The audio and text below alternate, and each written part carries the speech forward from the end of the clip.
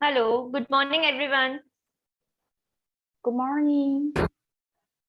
Good morning, Chu Sha-Yung. Yeah, good morning. Hello. How are you? I'm pretty good, thank you. Welcome.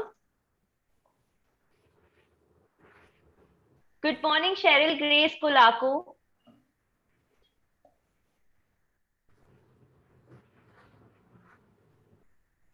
Please unmute yourself and turn on your video.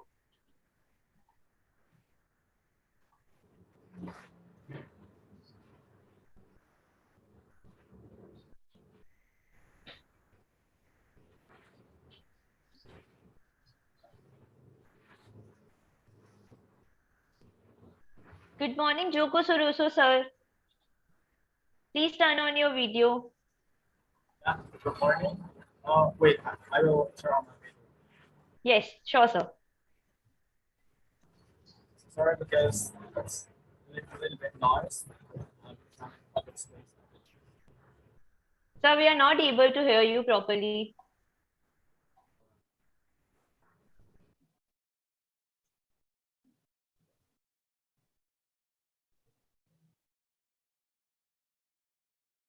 Everyone, please rename your Zoom account with your name.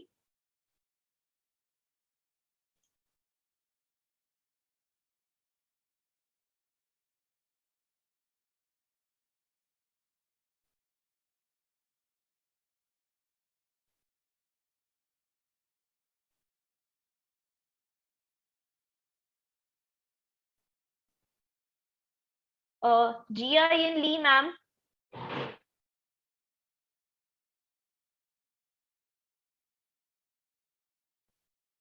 Please unmute yourself, ma'am.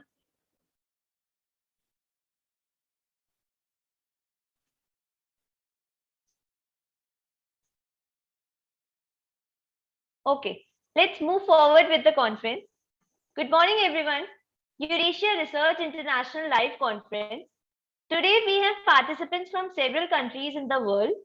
Dr. Maria Teresa Matriano from Oman, Chu Hun San from Taiwan, Joko Soroso from Indonesia, Sao Ting Seng from Taiwan, Stalis Noma Ethika from Indonesia, Chu Hasao Yoon from Taiwan, Andrea Duran from France, Dr. Cheryl Grace from India, Asma Alzami from Kuwait, Rima Al-Katihi from Saudi Arabia, Jia-Yin Lee from Taiwan, Dr. Abdul Rashid Ulatunji Abdul Salam from Malaysia,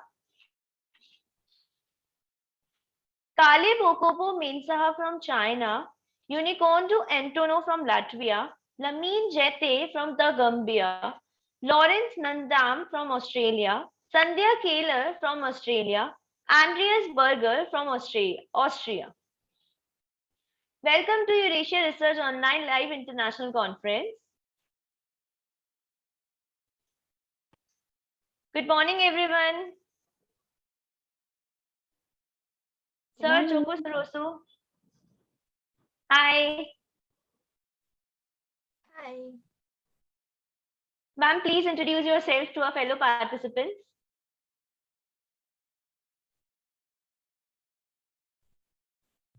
Jia-Yin Lee, ma'am.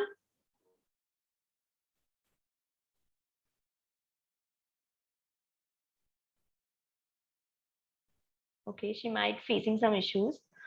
Chu Shai, you ma'am, please introduce yourself to our fellow participants. Sorry. Ma'am, please introduce yourself to our fellow participants. Okay, sure. Hello, everyone. My name is Zhu Xiaoyuan, and now I'm studying in the Graduate Institute of Education at National Zhanghua University of Education. Thanks for giving me this opportunity to attend this conference. It's my pleasure to know so great researchers, and I'm looking forward to our discussion today. Thank you. Welcome, ma'am. We are glad to have you in our conference. Joko Soroso, sir, please unmute yourself and introduce yourself to our fellow participants. Sir, please unmute yourself. Well, thank you so much. This my voice clear enough? Alright. Yeah, first of all, I'm so sorry because someone was on and I'm Your representing. voice is not clear. It's first of all, I'm so sorry because the voice was not really clear enough. I'm in public space actually, and Okay. I am the representative of the Photon because is now the trouble with his Algae, the plant topic, and I am his nephew, so I will be the representative of this conference. Is it okay? Okay. Thank you so much, sir. Thank you so much. Good morning, Alice, ma'am. Ma'am, please unmute yourself.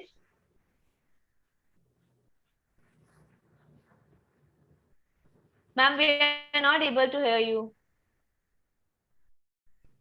Hello. Hello. Good morning, ma'am.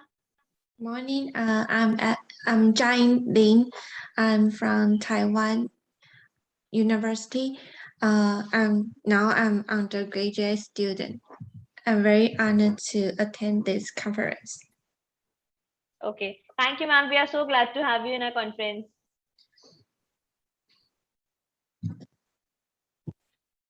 Ma'am Cheryl Grace Polaco, please turn on your camera and mute yourself.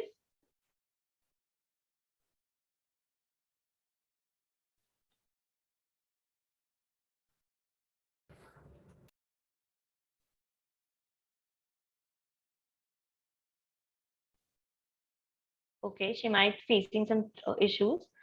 Ma'am Sai Ting Singh, please unmute yourself.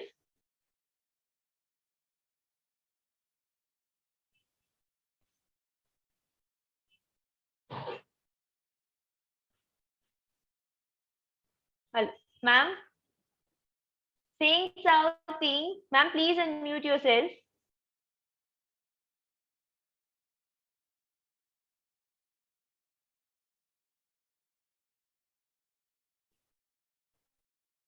I think she's not able to hear us.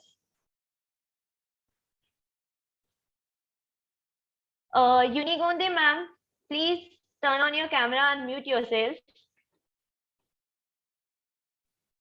Hello. Hello, Good morning. Good morning, ma'am. But I can't make my camera. I made my camera on, but I don't know why it is not. Do you see me? No, ma'am, we cannot see you, ma'am. Okay. But I'm Unigunde Antāne from Latvia University of Life Sciences and Technologies. And I came also to present my research about antimicrobial experiments. And I hope it's interesting for you too. Okay, ma'am. Thank you so much. We are so glad to have you in our conference.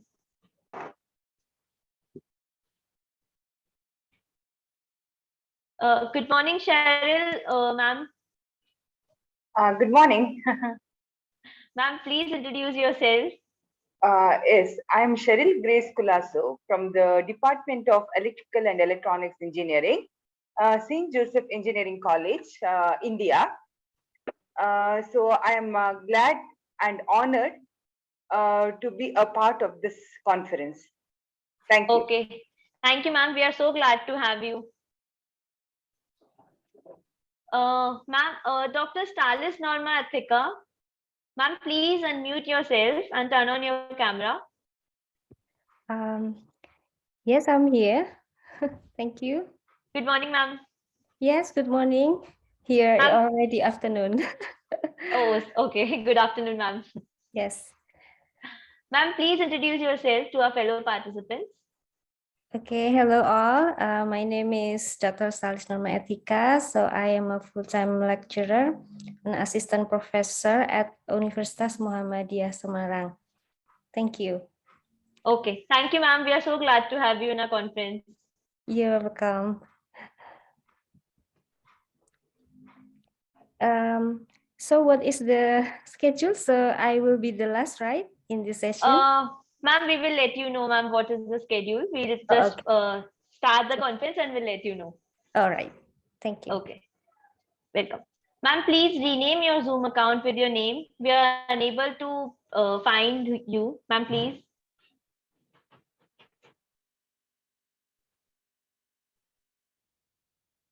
Sorry? Ma'am, sorry, we are not talking to you. Sorry, ma'am.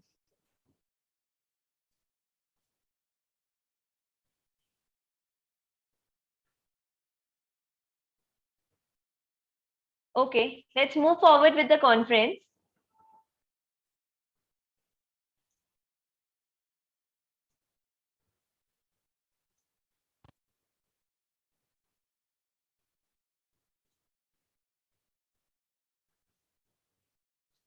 Welcome to Eurasia Research International Conference.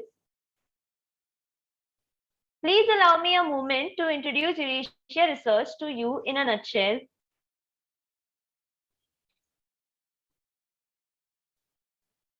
With over more than 1 million satisfied members and associates spread across the globe, Eurasia Research is a scholarly association who have been working for nearly a decade. Eurasia Research organized several successful international conferences, workshops, and training programs at various reputed institutions and grand venues. Eurasia has been tirelessly working for research world and have not stopped their endeavors even during COVID era and have presented research community with online platform which was safe and convenient method to continue their passion. We are an international community of researchers, practitioners, students, and educationists who aim to bring together worldwide researchers and professions, encourage intellectual development, and to create opportunities for networking and collaboration. These objectives are achieved through academic networking, meetings, conferences, workshops, projects, research publications, academic awards, and scholarship. We provide scholarship to deserving candidates to promote students and research scholars to participate in the international conference. Young Research Scholarship is provided in the form of a full register fee waiver. We have vast experience of publishing papers for more than 7 years. Our associate journals publish original papers, review papers, conceptual framework, analytical and simulation models, case studies, empirical research, technical notes, and book reviews. We cater to more than 30 plus themes in the area of scientific and technical research associations and have registered ISSN and have following renowned indexing: Google Scholar, Crosscheck, Authenticate, the Keeper's Registry, Script, Portico, Road, OIA PMS Register Data Provider, PKB Index, OCLC WorldCat Digital Collection Gateway, SILT Scientific Literature, OpenLX, and FedCat. We will soon be applying for Scoopers too. We have a wide network of 100 plus internationally acclaimed keynotes across the globe who share their knowledge and guidance with our participants with open hands. We have a large number of committee members and advisors who support us and guide us through their expert opinions and decision-making capabilities. We couldn't have thought of reaching here without them. We also encourage our participants to connect with more than 15K plus followers on our social media platform where they can share their research and interest. Join our Facebook group and be a part of the discussions by researchers and academicians. We also have several collaborations with universities, colleges, and institutes to better serve all interested and like-minded intellectuals. With great enthusiasm and pride, we would like to announce about our latest project, which is Terra Fellow Program in Education. The program offers an opportunity to learn the key concepts and latest trends in the teaching industry from the academic stalwarts. We also have launched a free of cost teaching education summit for all the researchers, practitioners, students, and educationers, which is conducted in every 3 months. This program is launched free of cost for all the people who wish to attend the program and listen to our highly acknowledged speakers.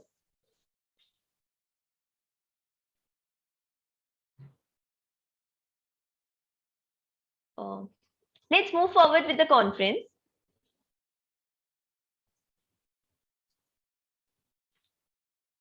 Today we have presentations and participants from 13 countries around the world: Oman, Saudi Arabia, India, Taiwan, Malaysia, Indonesia, Kuwait, France, Austria, China, Latvia, Australia, Gambia.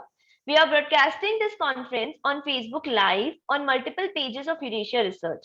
The links for the live sessions are shared in the chat box.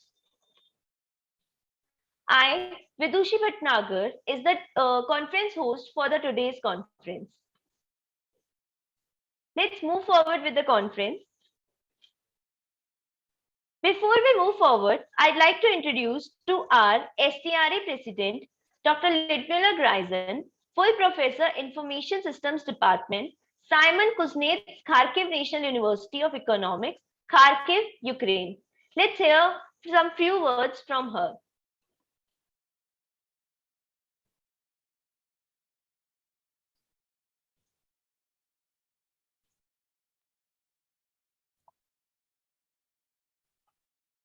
Hello to everybody.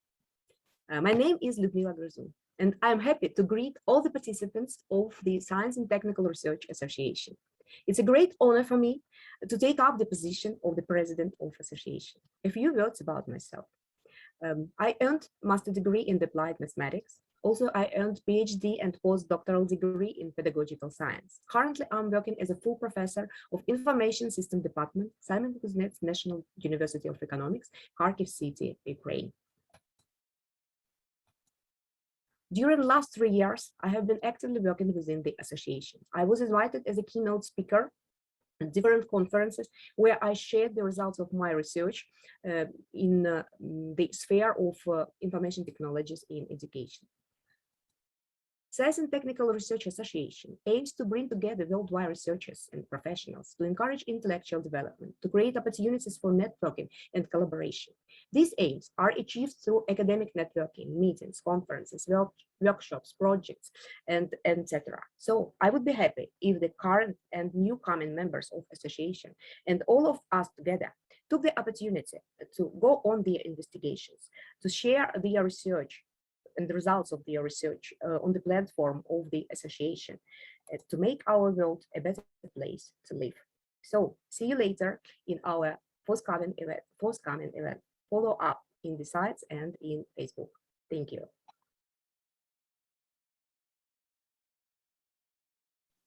Thank you, ma'am, for your lovely words. We would like to share some of our eminent participants' experience with you.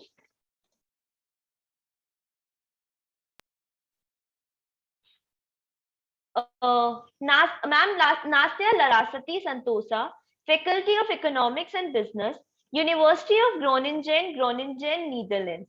Let's hear some few words from her.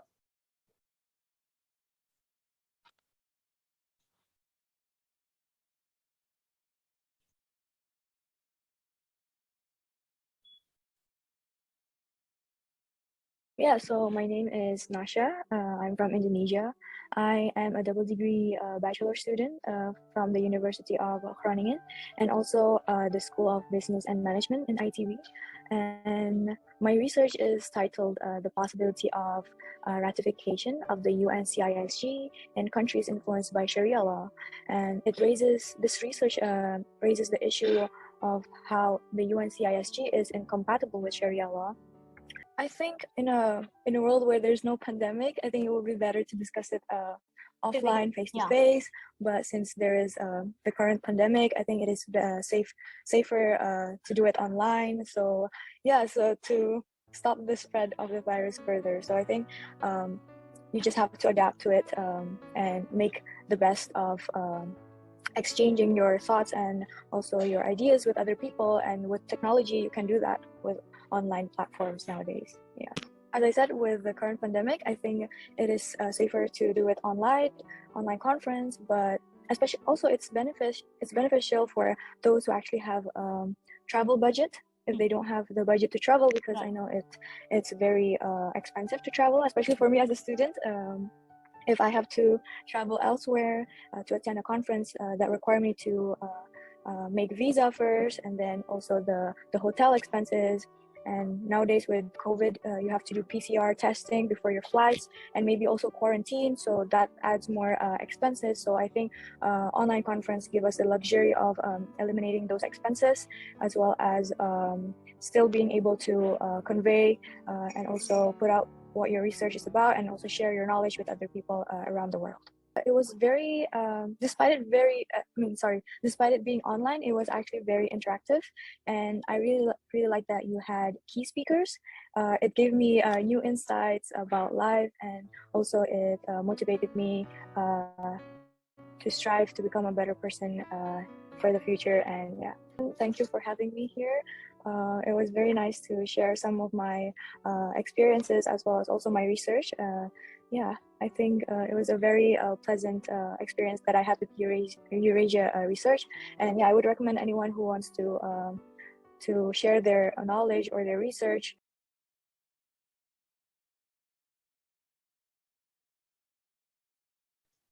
Thank you, Nastya ma'am, for sharing your lovely experience with us. Let's move forward with the conference.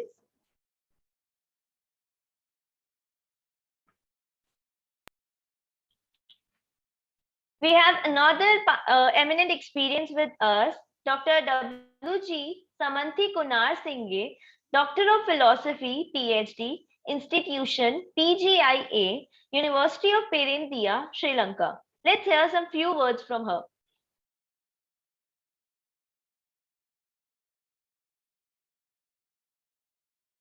I am Dr. Samanthi Konarasinghe. I would introduce myself as a mathematician, as an artist. So I had been a lecturer for about 25 years and a statistical consultant for more than 2 decades. And at the moment, I'm the statistical consultant and academic director of the Institute of Mathematics and Management, Sri Lanka. If I talk about my contact with the Eurasia Research, my first keynote speech was in Singapore. It's a physical contact. Then my last one is in Australia, Melbourne, 2020, just before the border closes. It is in 2020 March, as I remember. Yeah, so just before the border closes. So after that, I mean, we had no other option. So I really appreciate the Eurasia Research and other organizations taking this initiative to conduct online sessions. Otherwise, we don't know when the borders will be open and we will be able to move together. So like earlier, so until then, we don't need to take a break. So online sessions are really good motivation for the researchers to be together and continue their work. But as I said earlier, we have to move whatever happens. Still, physical conferences are more interesting. The main reason is like we meet people, we greet people, and that kind of interaction. We are humans, no? So social animal need human interaction. That part is missing, but we have to adapt to the something is better than nothing philosophy. Eurasia Research, as I said, over the last few years, I have been with you. I have addressed many of your forums as a keynote speaker. So one thing I really like is whatever happens in the world, you are not stopping your work. That means you are determined to do something. For some people, when something happens, like especially the government universities, okay, now it's a pandemic, so we can't do anything. So that is not your motivation. So I must thank Professor Rola Charles and your team for not stopping your work. Whatever happened, you are going on. And that Melbourne conference is a very good example. About 40 or 50 participants have registered, but that time also some travel restrictions were there. Only 5 or 6 could attend the conference. But your your agent was there and he conducted the session from morning to evening without any problem. The number of participants was not a matter. So you promised to do something, because as an experienced person with these conferences all over the world, I know some private organizations, they get the money, they get the papers. Some, of course, they do publications, but they do not conduct the conferences, saying that they don't have sufficient participants. That means they are trying to cut down the cost for meals and the hotel, that hall booking and things. But Eurasia Research is not like that. I said the very good example, 4 or 5 participants, still you conducted the session. That was in Victoria University Conference Center, Melbourne City. So it's a costly place, but you conducted it. That is your spirit. So, I mean, you keep your word. Okay. See you another day. Bye. Bye. Hope to see. Thank you, Samanti ma'am, for your kind words. Let's move forward with the conference.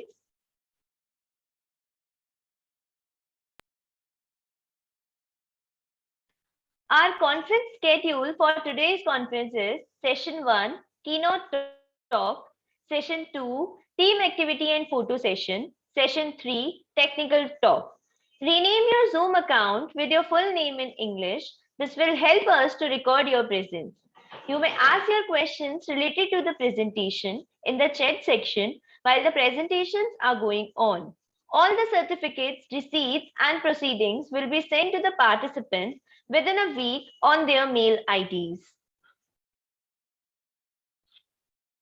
Moving ahead with the publication process, the publication process starts once the registration process is complete. The author needs to send their papers, consent forms, and reviewers' details on the email ID convener@eurasiaresearch.info. The review reports will be sent to the author once the review process is over. The final stage of publication starts after receiving the revised papers from the authors. Please note that the publication process takes around 50 days after the conference dates if all the editorial guidelines are followed within the given deadlines. Let's move forward with the conference. Our first keynote speaker of the day is Dr. Maria Teresa Matriano, Assistant Professor, Middle East College, Al Rusail, Knowledge Oasis, Muscat, Oman. The topic of today's conference is the future of learning and teaching. Dr. Maria Teresa Matriano is a principal investigator of funded research projects, author, and academician. She had been training institute administrator for 20 years, drafting academic policies while doing a collaborating with members of higher education. She has expertise in teaching entrepreneurship, strategic management, MBA dissertation, writing, and UG projects.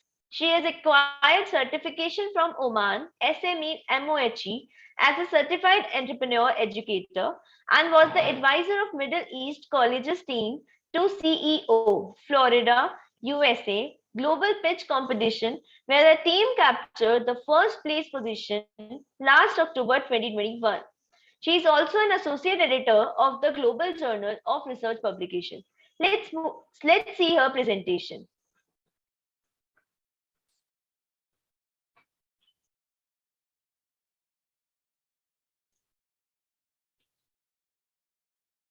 See you in our upcoming. Hello, good morning. I'm Dr. Maria Matriano from Middle East College of Muscat, Oman. Would like to say thank you to the organizer of this conference for inviting me as a keynote speaker. Well, I'm assistant professor from Middle East College on teaching management studies for the UG students and also for MBA. Well, I've been in the industry for 20 years, so 8 years in Oman, 2 years in UAE, and the rest of those years actually in Manila. Well, the topic is on the future of teaching and learning with the differentiated teaching learning approach focus. So what is this differentiated teaching and learning? So this is a key high impact teaching strategy used by teachers actually to provide the right amount of support to every student. The purpose of this differentiation is to cater actually to all students from all levels. Though actually this has been seen very effective from students in the high school, secondary, and then to the college students, and even to those in the postgraduate study. Now we do this to implement range of teaching strategy to support varying or variety of abilities and learning styles of our students. And we use this to lift the performance of our students. As we believe that this will improve performance and outcomes of our students who are falling behind, as well as those even ahead in class. By planning lessons that incorporate adjustment for content, process, we can effectively help our students to master a range of skills and learning objectives. Now, we have different approaches for this, what we call differentiated teaching. So in my case, actually, I have applied this problem-based case study approach. I even have this interview with expert or interactive webinars, the use of simulation tools, writing reflections, and then MOOC resources.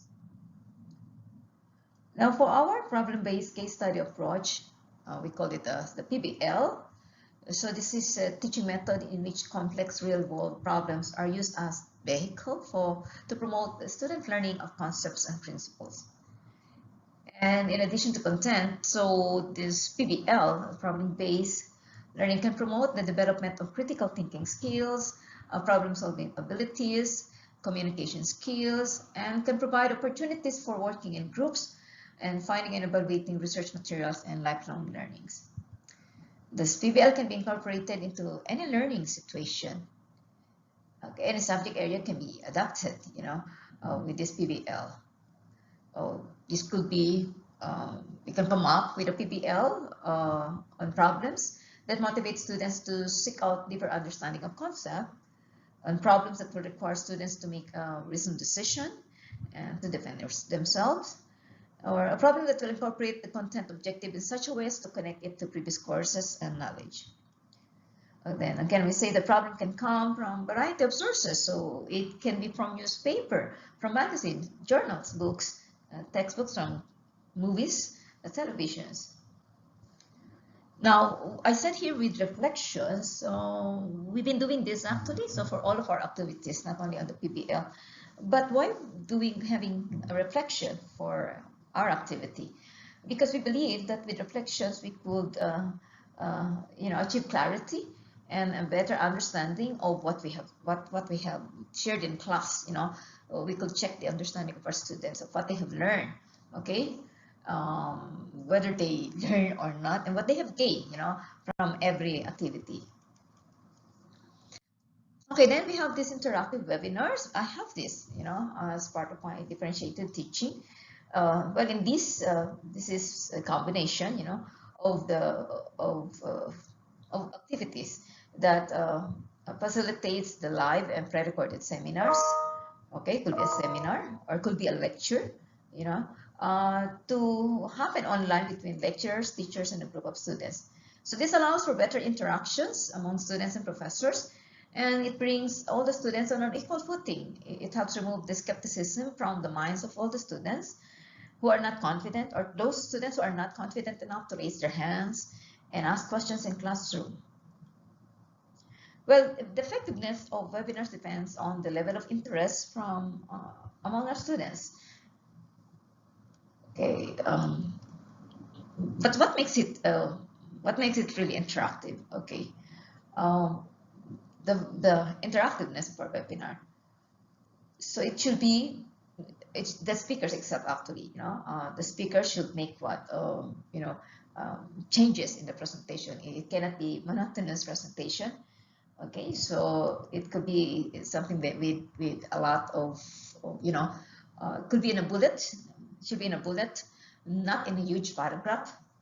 Okay, so there must be question in between. Okay, so that will get inputs from the students. So another actually is the use of the simulation tools. The purpose of this actually is to get the students to engage, engage with the learning materials, with peers, and then with instructors. Now, this actually we facilitate through the use of software or games or any simulations that will simulate behavior, the cognition, effects, and the number of interactions among our students. So this is actually bringing problems, the real world scenario, through a simulation. Okay. So, well, in most cases, 99% actually, this is actually using technology, or 100% with the use of technology. So this simulation, we could also say as this is an experiential instructional method that teachers create to imitate or replicate actual events. So just like, let's say, bringing a marketing simulation, or could be any functional areas in a company like a human resource as a simulation, okay, accounting, finance as a simulations, operations as a simulations, okay. So to bring what almost a real life experience to our students, okay, and of course at the end we will ask them to solve some particular problem or case related to simulations where they will think critically, you know. Also from here we are teaching some strategies to our students, okay, to align with the principles of constructivist, you know, teaching and learning. And we have, yeah, as I mentioned, using software to facilitate this use of the simulation tools. So I have adapted the guest lecture activity to promote my differentiated teaching. So here actually programs are designed primarily in consultation with industry experts to share their valuable experiences with our students. We knew very well that guest lectures have long been known to offer the possibility of enhancing students' learning.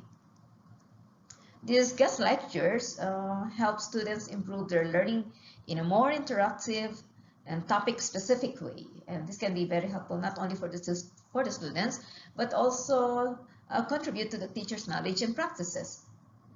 And now in a guest lecture, the students get new perspective and opinions that are often missed in a regular class.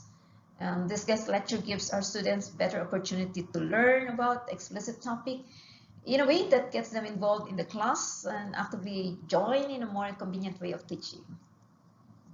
And one of the best ways to help students understand the subject is to hear a real life story from the guest lecture.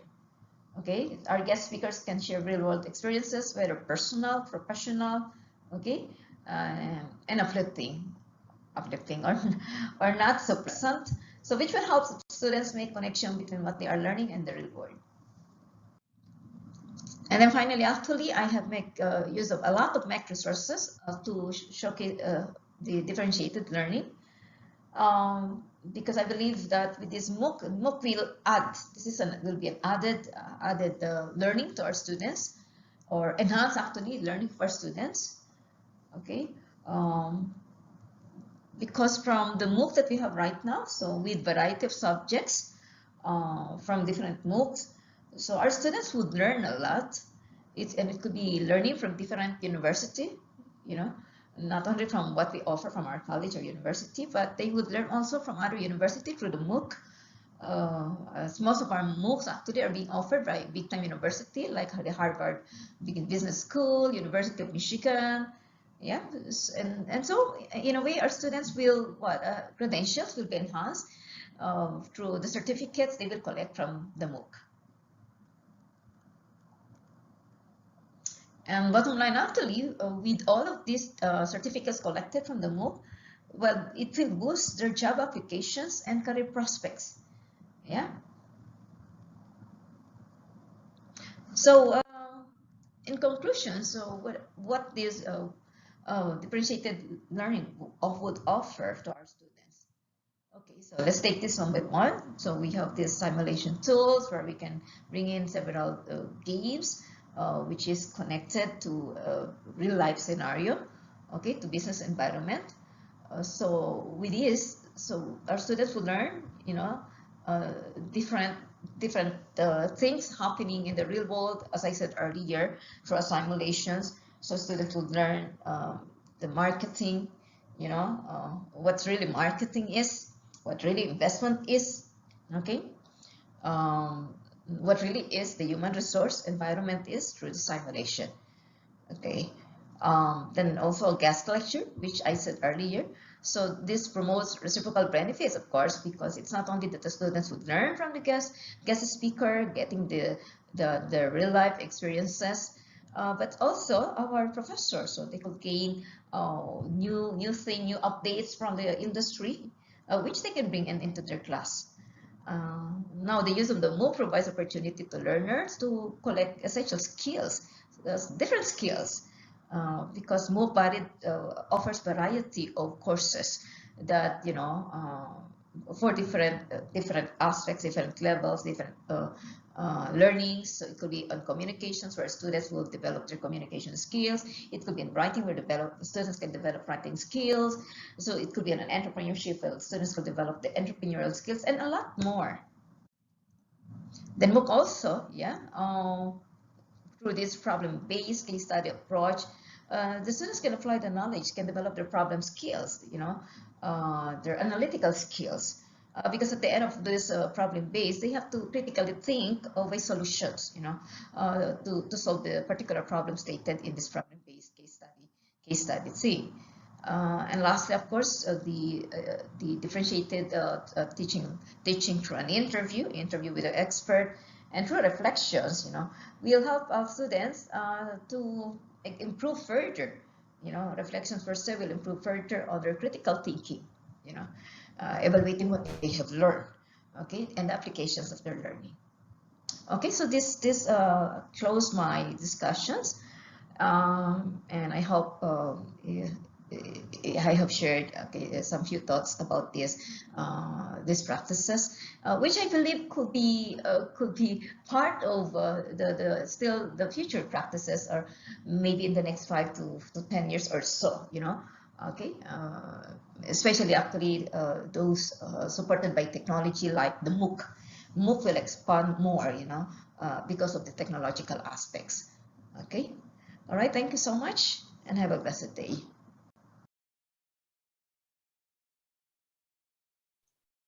Thank you, Maria ma'am, for sharing your amazing presentation with us. Dr. Maria is not with us in the conference due to her prior engagement. If you have any comments or questions, you can leave them in the chat section, and we will forward them to her.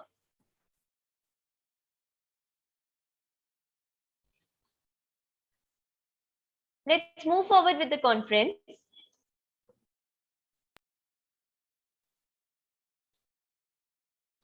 Our next keynote speaker of the day is Dr. Cheryl Grace Colaco, Professor, Department of Electrical and Electronics Engineering, St. Joseph Engineering College, Vamanjur, Mangalore, India. Her topic is Lightning for Horticulture.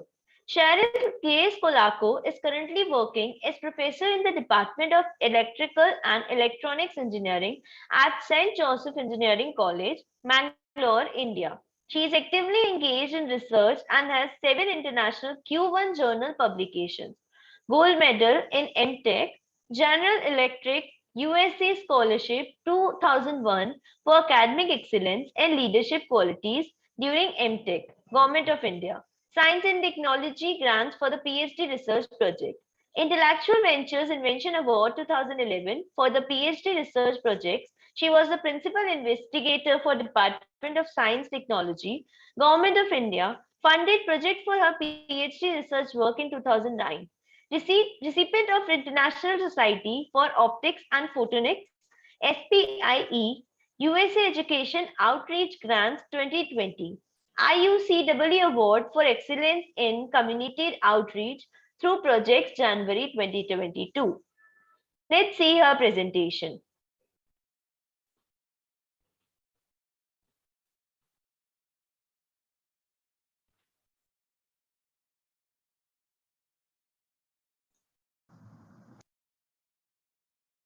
Hello everyone, I am Dr. Cheryl Grace Colaco, Professor in the Department of Electrical and Electronics Engineering, St. Joseph Engineering College, Mangalore, India.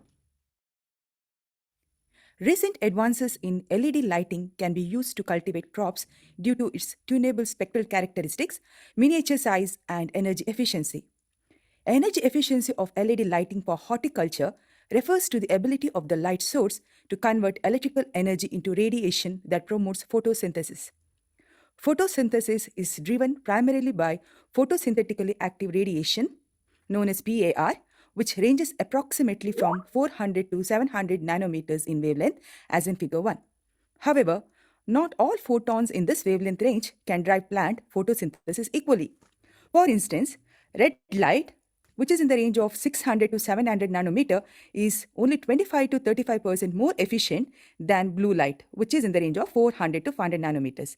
And it is 5 to 30% more than green light, which is in the range of 500 to 600 nanometers, because chlorophyll A and B can better capture red and blue light than green light. Accordingly, light quality affects the plant growth and development via the selective activation of different photoreceptors such as phytochromes, cryptochromes, and phototropin. However, its effects may vary by plant species and plant variety. The wavelength range from 400 to 700 nanometer in the visible spectrum that supports photosynthesis is known as photosynthetic active radiation. Daylight, which extends over the spectral range of 400 to 1000 nanometer, is the most favorable type of illumination for the plant growth. However, it is not always available everywhere and at any time in satisfactory quantity and quality. Hence, artificial light sources have become an interesting factor for producing high-quality horticulture products because they optimize the production of phytochemicals through appropriate design of the lighting in combination with controlled timing of the lighting. When it comes to growing the plant indoors, the significance of PPFD, PAR, lumens, and lux might seem confusing at first. As in figure 2, illuminance and luminous flux is used to measure the light intensity as perceived by humans.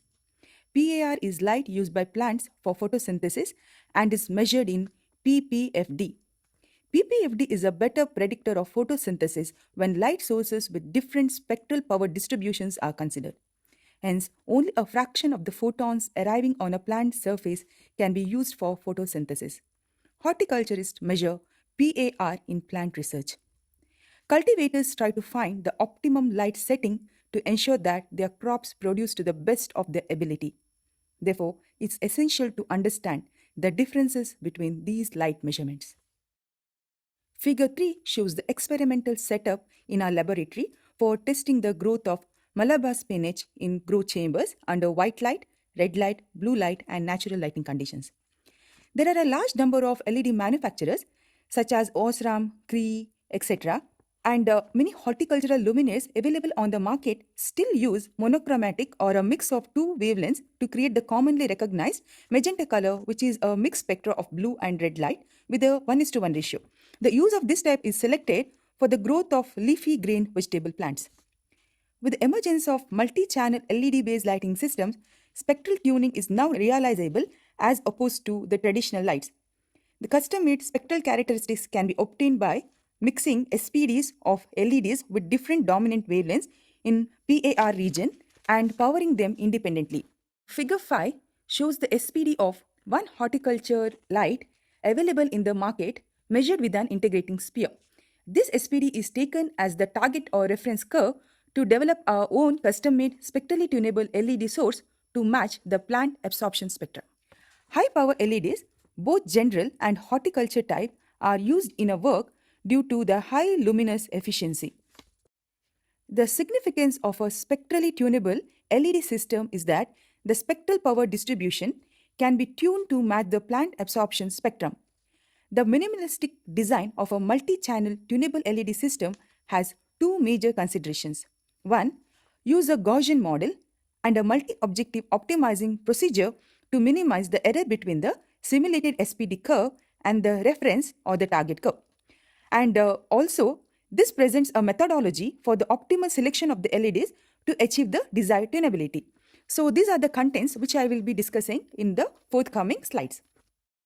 The spectral power estimation for spectrally tunable LED system is estimated using all the technical information available on data sheets of the LED manufacturers, such as full width half maximum, peak wavelength, PPF, total radiant power, and luminous flux. So, and these are the parameters which we have considered for our LED luminaire design. As discussed in the previous slide, initially, the SPD of the LED light source, as shown in figure 5, was considered as the target spectrum. To imitate the target spectrum, the selection of optimal LEDs is required. General lighting LED and horticulture LED database is created in the spectral range of 400 nanometer to 700 nanometer. Figure 6 shows the SPD of 60 LEDs with different peak wavelengths in the database.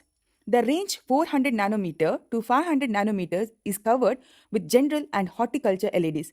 The range 540 nanometer to 620 nanometer is covered with white and phosphor-coated LEDs. The LEDs are modeled using the Gaussian model to get normalized spectrum, which will be explained in the next slide. A small note on FWHM, that is full width half maximum. For radiation with the Gaussian distribution, the width of spectral band is defined as the length of the radiation range, where the emission power is half of the maximum power, as can be observed in figure 7. In the literature, this length is known as the FWHM. So, by utilizing LEDs with different SPDs and controlling the radiometric output of each type of LED, it is possible to make a spectrally tunable LED system capable to produce similar SPD of a specific target with high fidelity. The quality of SPD simulation is intimately linked with the appropriate choice of LEDs. The optimal choice of the quantity and type of LED for the tunable LED system is to simulate reference SPD known as a multi-objective problem. The main idea here is to minimize the quantity of LEDs and at the same time maximize the spectral matching capability. Photosynthetic photon flux. In the process of plant photosynthesis, they absorb light in the form of a photon. ppf is a measure of the number of photons emitted by the light source, and the equation is shown in 1. Luminous flux. Presently, the horticulture LEDs in the entire photosynthetic active radiation are unavailable. Hence, the general lighting LEDs are taken to fill the gap. To match the LED sources, spectral power density and luminous flux, we need to determine the total luminous flux of individual LEDs. The total luminous flux is calculated using equation 2. Photosynthetic photon efficacy defines the efficiency of a horticulture lighting system to convert electrical energy to PAR photons. Higher the PPE value, efficient is the lighting system. And the PPE is calculated using equation 3. The modeling was initially performed by calculating the normalized SPD for each LED, S lambda, using the Gaussian model shown in the equation 4 and 5. However, some of the LED datasheet contain the radiant power information or luminous flux or ppf. For these LEDs, the conversion factor F conversion is calculated. This normalized SPD of equation 5 is multiplied with the conversion factor to obtain the simulated SPD as shown in the equation below.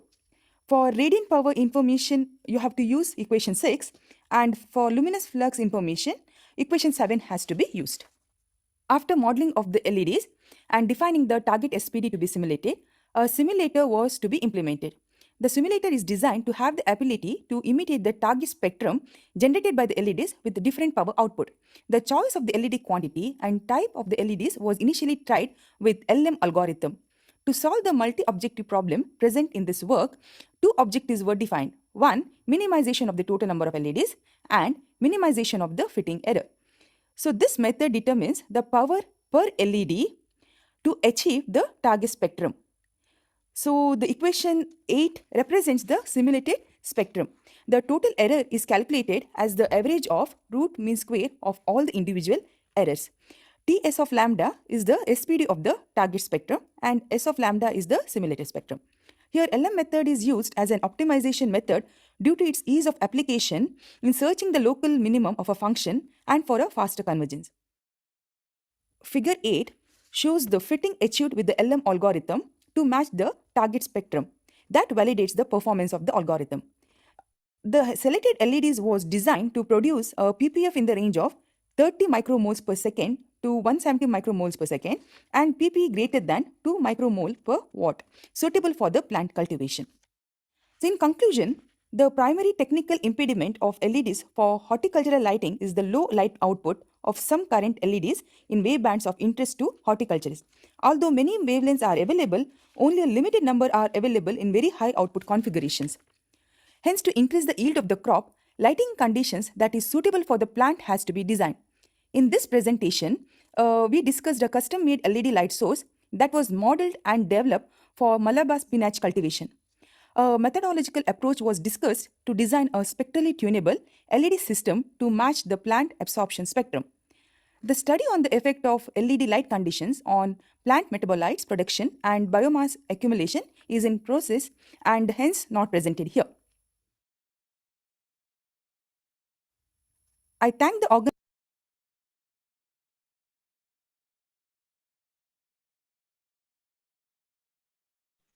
Thank you, Cheryl Grace, ma'am, for the lovely presentation. Cheryl Grace, ma'am, would you like to add something to your presentation? Thank you. Thank you for giving me an opportunity to be a part of this.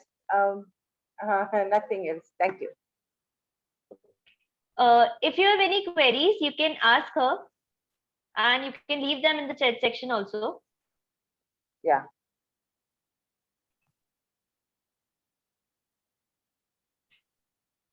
Okay, no queries. Let's move forward with the conference.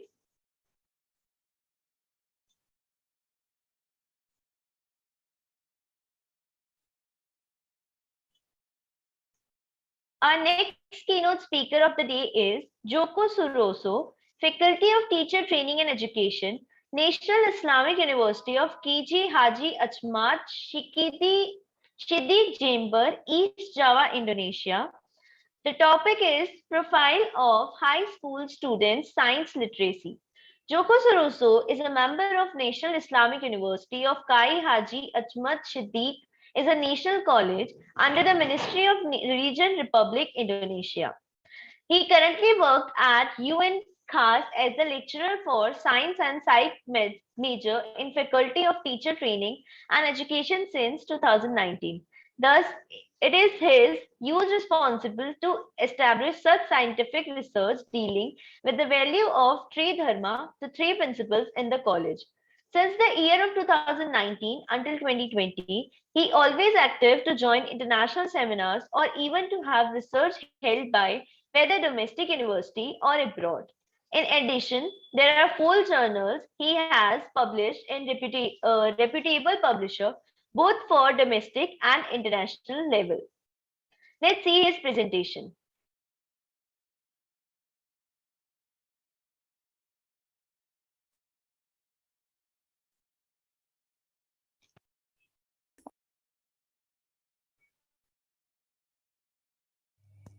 Hello, ladies and gentlemen. My name is Joko Suroso. I am lecturer in National Islamic University of Kiai Haji Ahmad Siddiq Jember, East Java, Indonesia.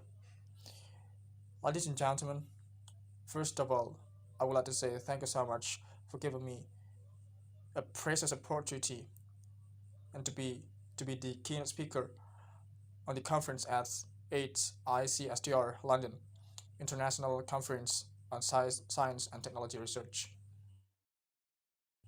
Ladies and gentlemen, I wanted to say sorry because I cannot directly attend to the conference in London because of several reasons behind it. Also, I would like to say excellency for all committees who provide this conference. I would like to say excellency for the moderator as well, and for all audiences whom I respect. The topic I want to share at this conference is the profile of high school students science literacy in East Java, Indonesia. Anyway, let me first give something like disclaimer why I choose East Java as the field study here. Java Island is one of the most big island in Indonesia, and Java consists of several provinces, but fortunately, East Java province has the most weak literacy of science in high school.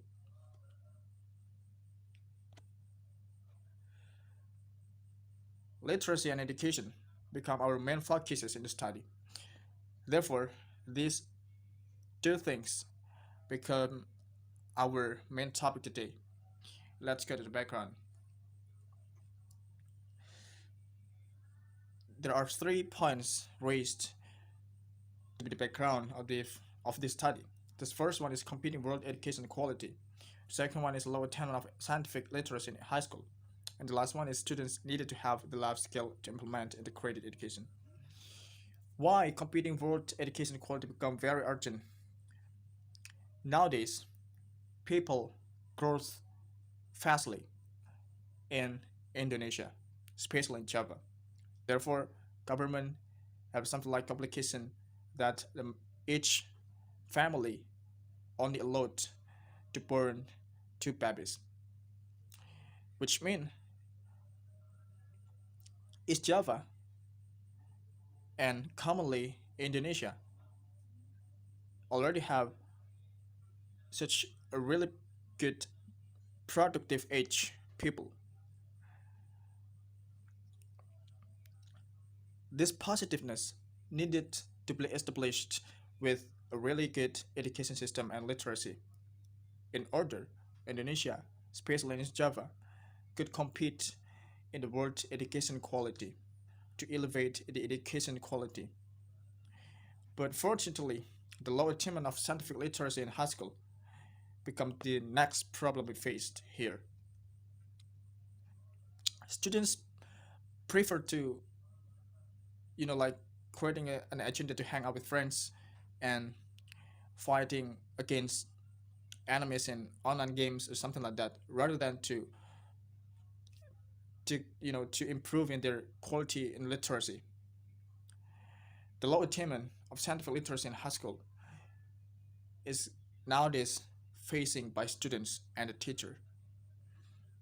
The last one about student needed to have the life skill of to implement integrated education. The previous two things about competing world education quality in the low attainment and scientific literacy in high school is the previous way, or these two things needed to advantage by the life skill and really good environment to be integrated with education, because the only literacy is not enough. The prerequisite of life skills that students have in the 21st century and industrial era 4.0 is implementing integrated education that starts from the family, school, and community environment through habituation to literacy culture. Therefore, the education of ministry in Indonesia through Permendikbud 2015 number 23 from 2016 stated that the National Literacy Movement, or NLM, has been launched by the Minister of Education and Culture in the hope of supporting the environment of families, schools, and communities in urban areas to rural areas to actively participate in fostering literacy culture. It's very urgent to make integration among schools, students, families, or even the Ministry of Education is the main institution to create a really good system in education. But a system that has been established by the Ministry of Education will probably useless if students get low attainment in literacy. It is very skeptic to say that students are very ready to face the 21st century era, about 4.0 era. Because why? Because they even do not have a good literacy.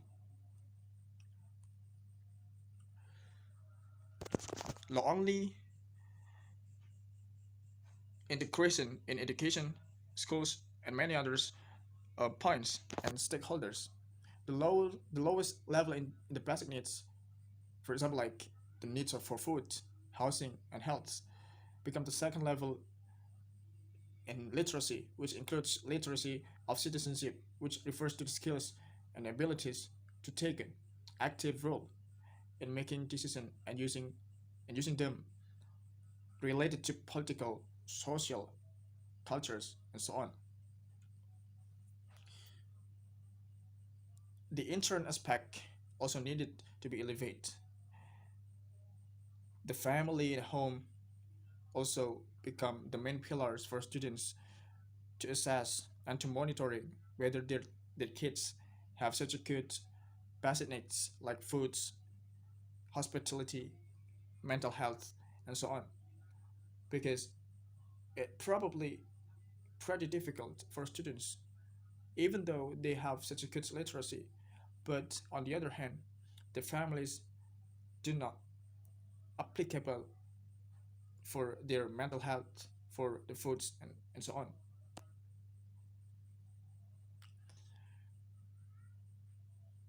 What we mean in 21st century learning is the development of the world today is basically marked by advancement in science and technology. We cannot deny it. And human resources in the 21st century nowadays, facing the 4.0 era, begin to be replaced with technology. We can see and relate it to the facts outside there that a lot of job fairs, a lot of um, education's poverty has changed and combined with technology. So students now are facing something different with what their families face in the past, because students in 21st century, and especially 4.0 era, needed to comprehending the technology to be used. And science literacy and science learning. According to the Ministry of Education and Culture, scientific literacy is the ability to shape human behavior and character, to care for and responsible for themselves, of course, but not only for students, it is also for society and universe commonly. The science literacy evaluation instruments. The several factors cause the low scientific literacy of students. The first one is the tendency, the learning process, and the second one is the assessment process that is commonly done in schools. The fact happen in Indonesia, especially in East Java. The tendency that the learning process happen in the school become the main problem that makes students feel bored, feel dizzy, and feel lazy to go to school. Because why? Because they have more than 5 subjects to learn, and the period of time taken started from in the morning until afternoon. More than 10 hours they spend in the school, and then it makes students feel dizzy at the end of the day. Second one is the assessment process that is commonly done in schools. Homework is very important, but teachers needed to, creating something fun and something effective to assess students' ability. If then teachers only focusing on school to assess their ability, it's very um it is not impossible for students getting something like um laziness or and so on to open up their mindset in literacy, especially for science.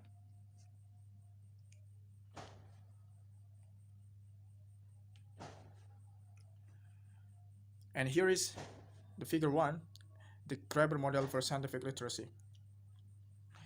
There are several things here about what do people value and what do people know.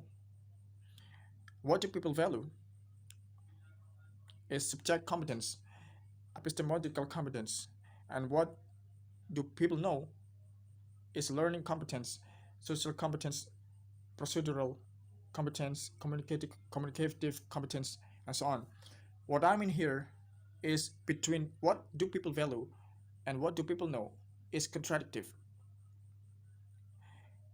it's not fair enough for students to, you know, to enroll their main site, to open up their perspective about what do people value and what do people know, so that students can be easier to select what actually I need to take. And ladies and gentlemen, this is development about the shift in science education in the first revolution. Here are some changes. The form and the two. The first one is textbooks are the main source of information. It will change to the main source of knowledge is laboratory data. Rather than we only reading books without implementation and practice, it's much more better for teachers and students to offering a practice agenda to reflect simple what they already in literacy. And the next one is technology is included in the natural science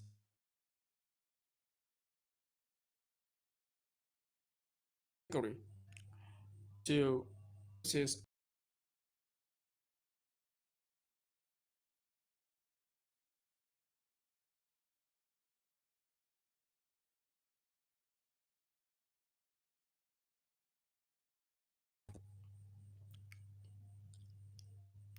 as you can see here is the type number 2.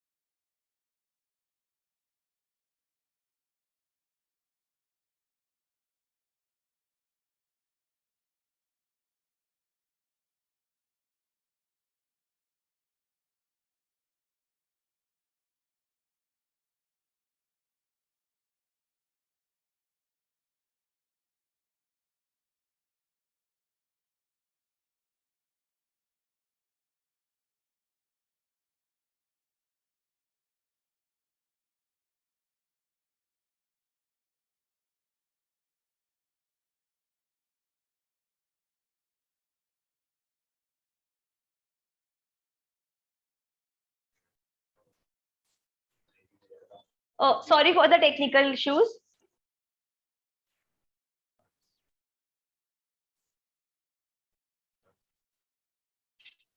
Class, language class, and religion classes. And this study taken in science class. These are the schools that we conducted to this research. The first one is Mandua Jember. The second one is SMA Negeri 1 Lumajang. And the third one is SMA Negeri 1 Pandaan. The next one is SMA Negeri 1 Prambon Nganjuk. And also Mandua Madiun. And the last one is SMA Negeri 1 Kediri. This study happened in the even semester of the 2019 and 2020 school year. These all schools are has really compatible classes for science classes, and therefore we can see the percentage of scientific literacy in those schools. And the formula here you can see it's a normal formula in descriptive quantitative method.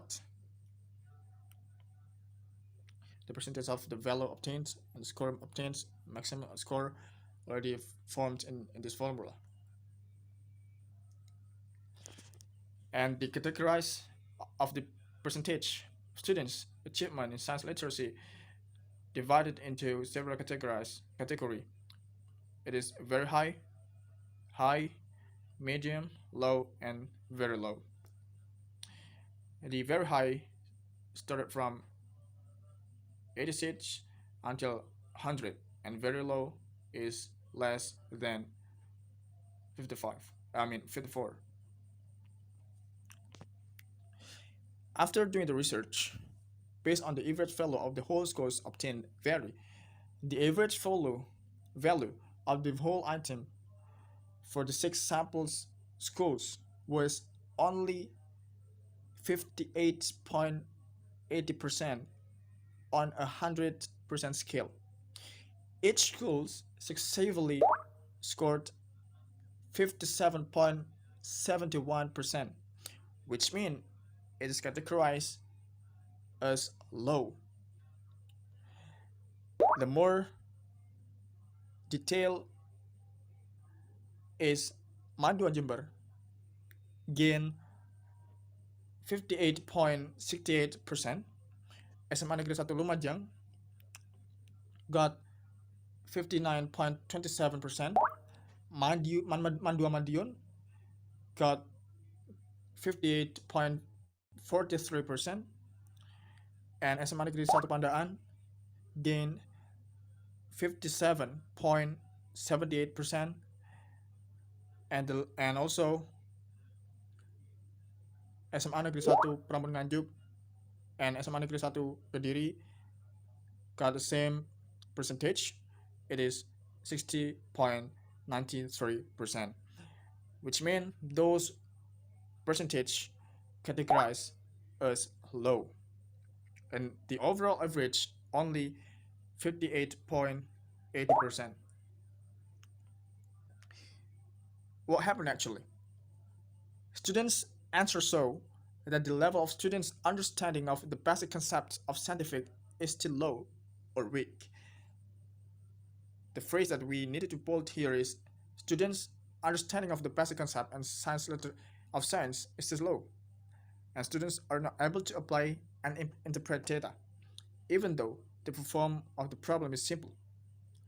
The cause why of the low ability is on expressing the content of the discourse given and interpreting the data in the form of pictures, tables, diagrams, and other presentation forms.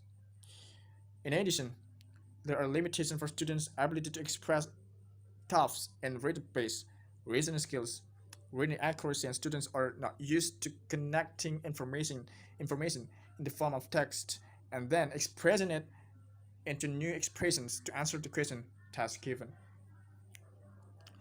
Finally, about the conclusion and situation, the result study is a case about the ability of science literacy of high school students in Java still low, and the situation is that can be given to the science teachers. The first one is teachers must always motivate about literacy culture during learning, and second one is science teachers must give lots of examples of problem based on scientific literacy, and the last one is evaluation tools made by science teachers must also be based on scientific literacy. Hopefully, this situation could solve the problem. That's all, ladies and gentlemen. Thank you so much.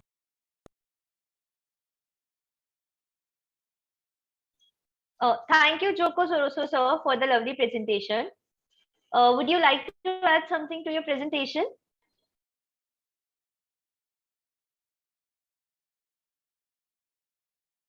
Sir, are you with us?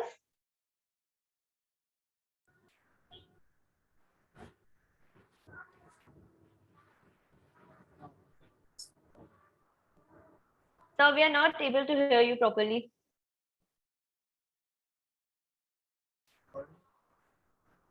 Sir, do you like to add something to the presentation?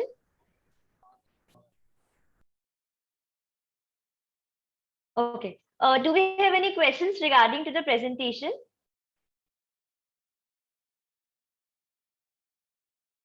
Oh, okay. Let's move forward with the conference.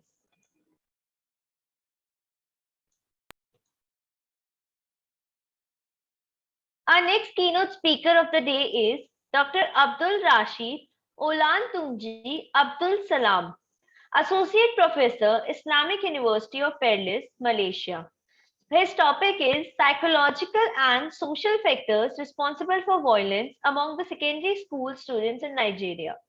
Dr. Abdul Rashid Ultanji Abdul Salam is a lecturer of Islamic University of Perlis, Malaysia.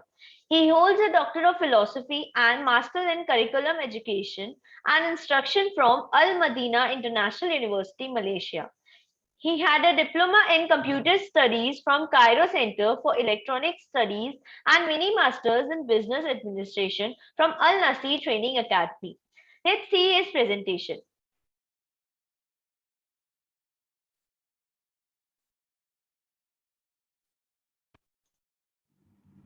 Good afternoon to everyone listening to my presentation. My name is Dr. Abdul Rashid Olatuja Abdul Salam from Faculty of Islamic Studies, Islamic University of Perlis, Malaysia.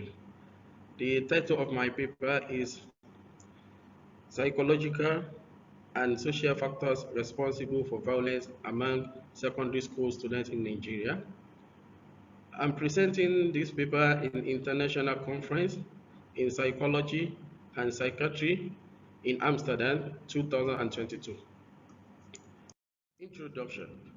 Recently, we are facing an increase in the number of violent acts and methods used by students within the schools in Nigeria and in some parts of Africa. The phenomenon is no longer confined to its stereotypical form, violence from the teachers to the students, but it has spread and changed. So we see images of violence in different forms. Phenomena such as murder, attack, and harmed acts against students and teachers directed by both sides are becoming common. The Ministry of Education and Higher Education in Nigeria has adopted some educational policies to solve the problem of violence. Although in some schools, students and teachers still practice violence, and failure to solve this problem will endanger the educational process. There are many manifestations of violence in schools, but the most prominent of them is the phenomenon of verbal violence, which has become one of the prevalent manifestations of school violence among students and teachers. Therefore, this presentation aims at delving into the menace as well as some clarifications. I will start with forms of violent behavior in schools in Nigeria. Number one, the use of vulgar and insulting language against faculty members.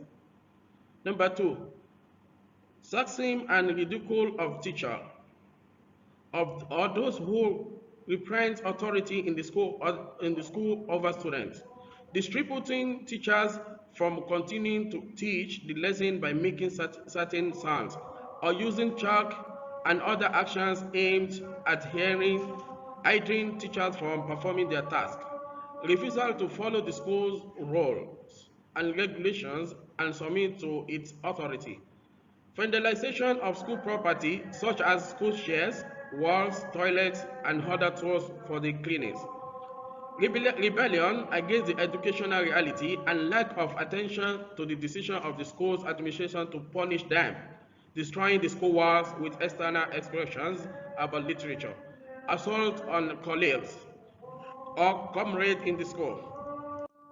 Type of school violence and its manifestations. School violence is divided into the following. A. School violence does not differ in its nature and forms from violence in general.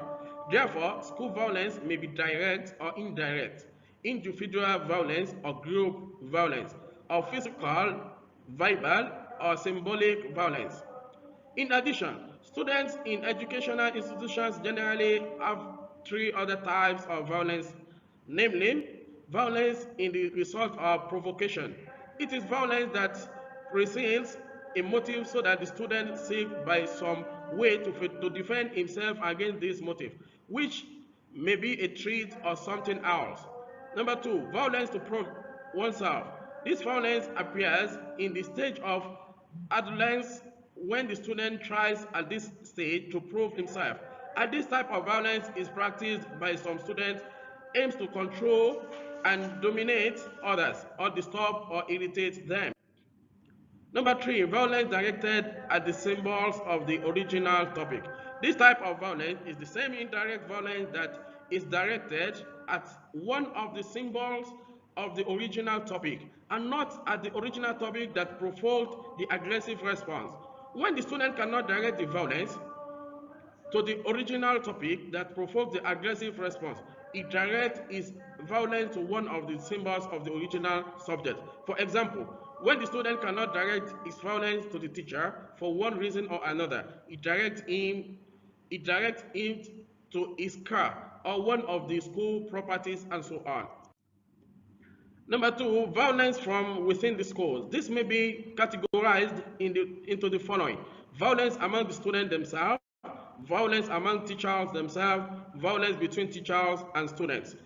The last one is violence directed to school property, students to teachers, and students to students. These points were revealed by Ruka in 1995. By calling school violence as the school system is completely turbulent and there is a state of inability to control the phenomenon of violence spread among students or between them and their teachers. And many complaints are heard from parents accepted the violence used at the school. Factors responsible for violence. The factors that contribute to raising the degree of violence in society are multiple and overlapping, but some contribute to a greater degree than others in causing violent behavior. From this point of view, the focus came to some psychological and social factors in general and mental and health factors in particular. Psychological factors. From here, we can deduct the psychological factors, which are the reason for the practice of violence emanating from the person himself, his mental or emotional characteristics, his formation or his physical condition, and they differ from one individual to other. Among the violent, we have frustration, we have mental factor. What is the frustration? I mean by frustration here, there is no doubt that human life is full of many situations and obstacles that stand in front of some individuals. And when they seek to achieve a specific purpose or goals, these barriers and obstacles are into to cause them frustration and tension, which force them to overcome those barriers. In any way, it was especially when a person is in abundance, where tension and emotion increase, which may increase the insistence on overcoming these obstacles. And this may be through violent behavior. And we have mental factors. Mental factors play an important role in many problems, including the problem of academic delay. It can be moderate and maybe suffer. And in the most severe cases, it is intense. This underdevelopment is caused by certain circumstances. As for the behavioral problems of our children, there is no doubt that there are several factors, the most important of which are family education and environment in which children live and genetic factors. Secondly, we have social factors. Social factors can be referred to as the sum of circumstances, factors, social environment, and the social environment in which an individual lives. Family upbringing. The family is one of the most important social systems in human life, and it is the oldest of this system because the person begins in the family and forms the first social medium in which the person resides and meets its multiple names. In addition, the family is the first source of values, customs, and traditions. The school is the second institution of socialization and the first external social medium to which the individual emerges after the family, but it is considered a self-contained social group and it plays a major role in the process of socialization. And other institutions, in the most important of which is transferring these to members of society or employing it in all aspects of life and assignment of society of the age. The group of comrades. The group of comrades means the group of individuals with whom the individual is related outside the family, in which the individual sometimes finds many things that he has lost in the family. This may be in form of individual support or endorsement. Now, because of the time, I would like to come to recommendation. The result of this study indicates that there is a strong relationship between the lack of equipped places for recreation and activities in the school in Nigeria and the school violence. It is therefore recommended that the suitable places are provided for students to practice all sport and cultural activities during school hours. Paying attention to students' issues and study them comprehensively and aiding the students who suffer from these problems. Paying attention to the specialized grading process as a unit and working to find it in all schools, which address many behaviors manifestations of students and provide useful advice to students, teachers, and administrators. Paying attention to educating parents about the danger of the media on the development, aggressive motives among students and urging them to impose and to train their children and to let them to watch the meaningful program on the media. This is summary of my paper, and then if you need more additional, I will send it to the organization. I'm very happy that you hear my presentation, and we will meet in another conference very soon. Have a good day. Bye.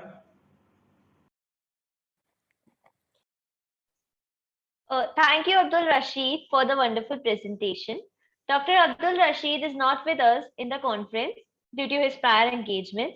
If you have any queries, you can leave them in the chat section and we will forward it to him. Let's move forward with the conference.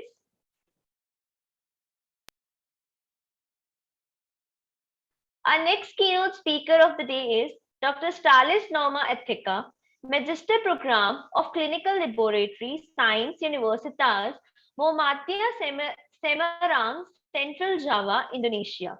Her topic is brown algae as a rich source of novel alginate layers producing bacteria to combat biofilm related infection. Dr. Stalis Norma Ethika, MSc, is a lecturer and researcher with an industrial experience background. She specializes in the use of bacterial cells and enzymes for their possible benefits as bioremediation, therapeutic or diagnostic agents, supported by encapsulation and genetic engineering technologies. Dr. Ethika earned her bachelor's and master's degree in chemistry from Universitas Gadjah Mada, Indonesia. Her doctorate majoring in biotechnology was also obtained from the same university in 2014. In 2018, she obtained the advanced course on next generation sequencing bioinformatics in Wellcome Genome Campus, Cambridge, UK. She joined the undergraduate program of Medical Laboratory Technology of Universitas Muhammadiyah Semarang as a lecturer in 2015. From 2019 to present, she has been serving as a full-time lecturer, assistant professor at the postgraduate program of Magister of Clinical Laboratory Science of the same institution. Her projects related with the development of bioremediation agent of hospital wastewater from indigenous bacteria and the development of anti-thermobiosis and anti-biofilm agents from marine bacterial enzymes received support from Indonesian Ministry of Research and Higher Technology. Let's see her presentation.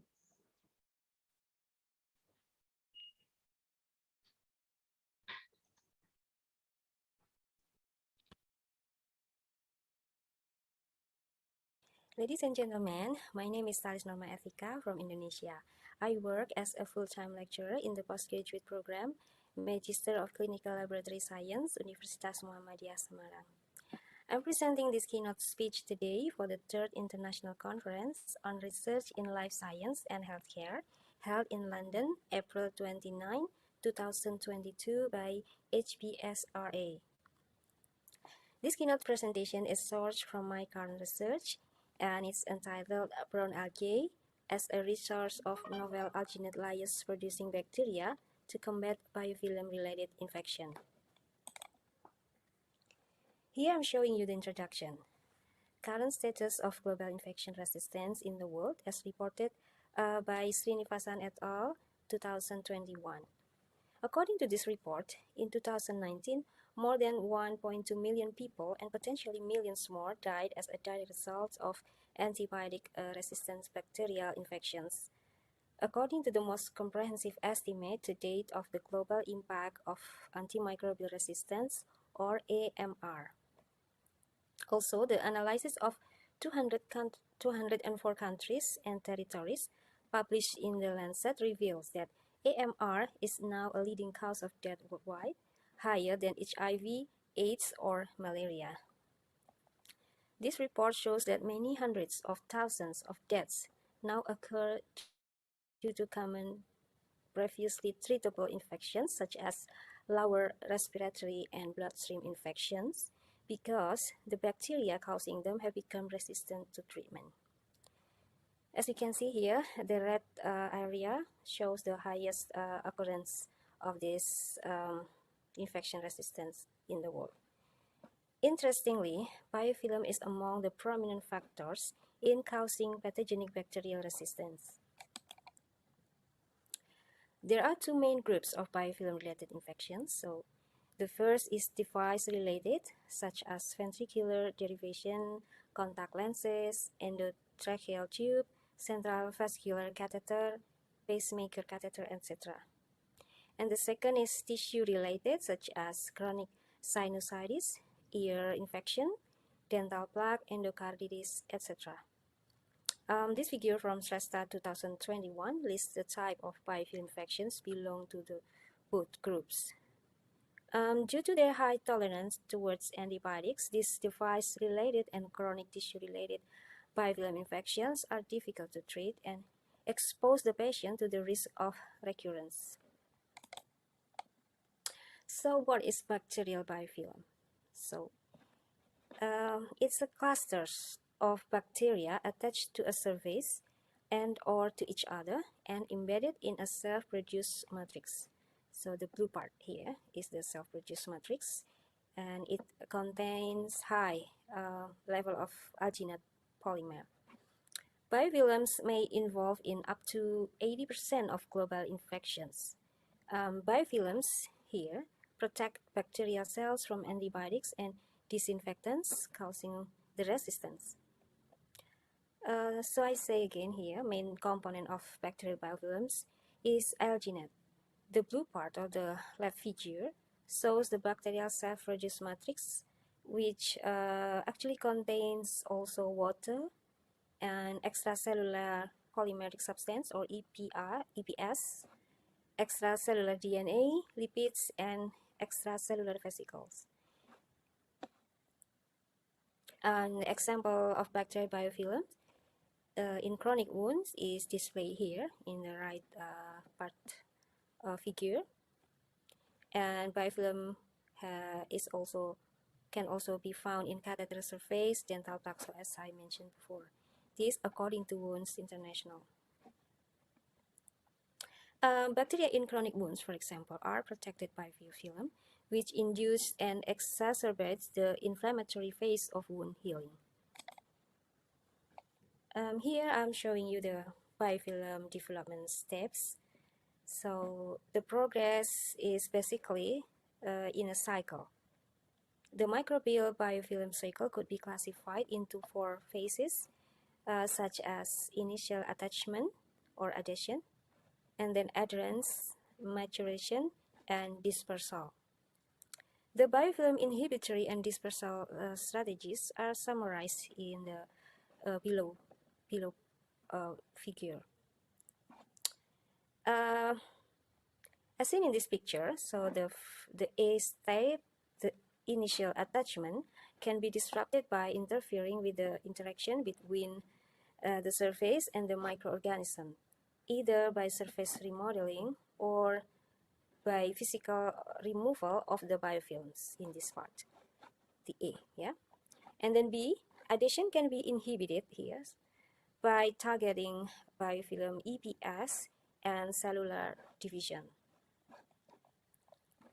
In step C, disruption of biofilms in proliferating and maturing phase may be accomplished either by physical removal or damaging the EPS matrix, primarily by affecting the formation of pathogenic microenvironments such as hypoxia, or low pH, and quorum sensing along with the eradication of persister cells. In D part, biofilm dispersal could be achieved by remodeling the EPS matrix or accelerating the dispersal mechanisms. Here in the picture, different colors of the cells represent different bacteria within the biofilm. Circular cells represent cocci and rod-shaped cells represent bacilli. Here is the diagrammatic representation of the alternative approach against antibiotic-resistant biofilms communities, as summarized by Sarma in 2019, is seen in this slide. So as we can see here, among important approaches are photodynamics therapy, and then CRI-SPR SAS9 technique. The CRI-SPR stands for Clustered Regularly Interspaced Short Palindromic Repeats, and the CRI-SPR associated protein 9. And then nanoparticles, anti-quorum sensing signaling molecules, and then natural compounds, among which is alginate lyase enzyme that we are talking about in my research, which works by degrading the biofilm matrix. And actually, I want to explain here why we are interested in the marine environment, because the environment offers new compounds, including antibiofilm agents. In this slide, I'm showing you my group's research interest, marine brown algae. It is a rich source of alginate. It means that the content of alginate in brown algae is actually higher compared to that of red or green algae. And bacteria degrading alginate in brown algae is called alginolytic bacteria. These bacteria degrade alginate by secreting alginate lyase enzyme. This is the alginate lyase enzyme as modeled by computer. Why interested in marine environment again? Because marine environment is a harsh one, with high salinity, high sun ray exposure, and temperature extremes.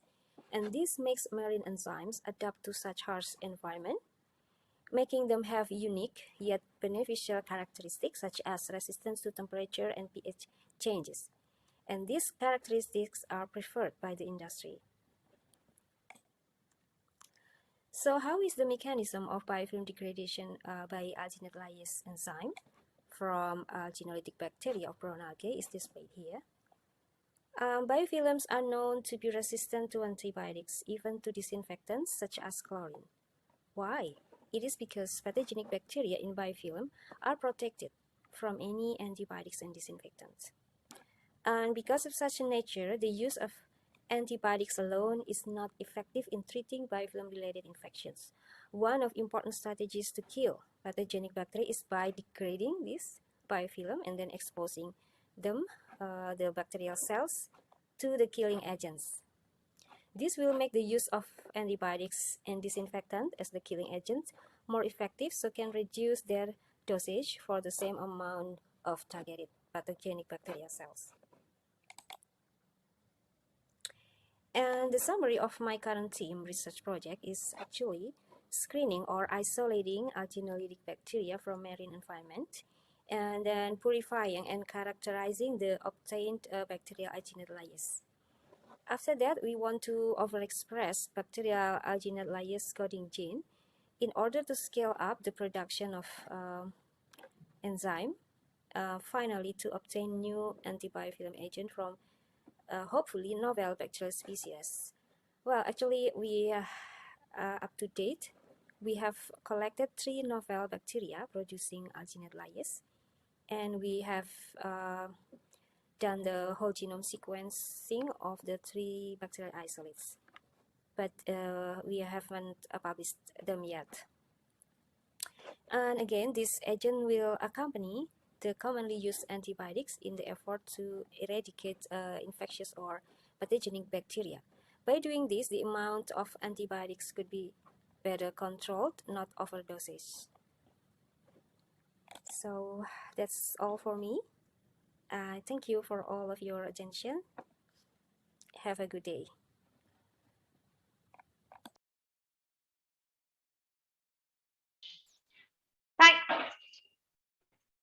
Thank you for the lovely presentation, Stalius ma'am. Stalius ma'am, do you want to add anything to your presentation?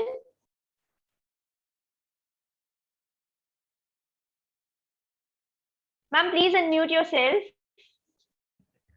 Well, I just want to say that I welcome any questions, if any, but I think it's clear my presentation. We want to combat infection by biofilm. Thank you. Okay, welcome, ma'am. Do we have any questions related to her presentation?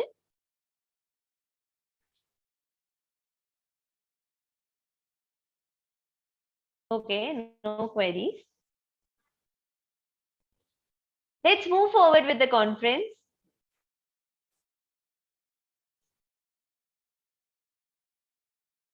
Our listeners for today's conference is Andrien Durand, Cyril Andrien Durand, Nice, France, Lamine Jete, Disease Control and Elimination Medical Research Council, the Gambia at London School of Hygiene and Tropical Medicine, Banjul, the Gambia.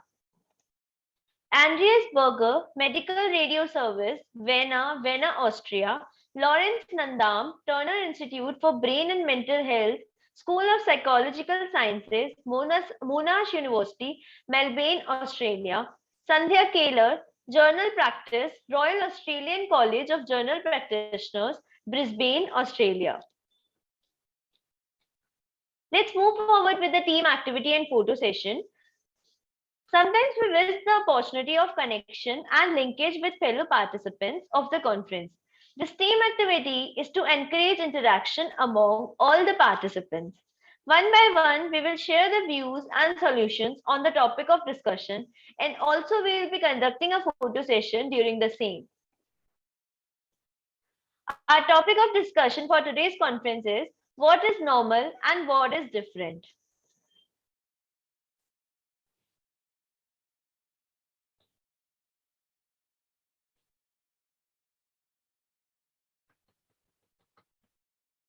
We are sharing a little video regarding to this topic.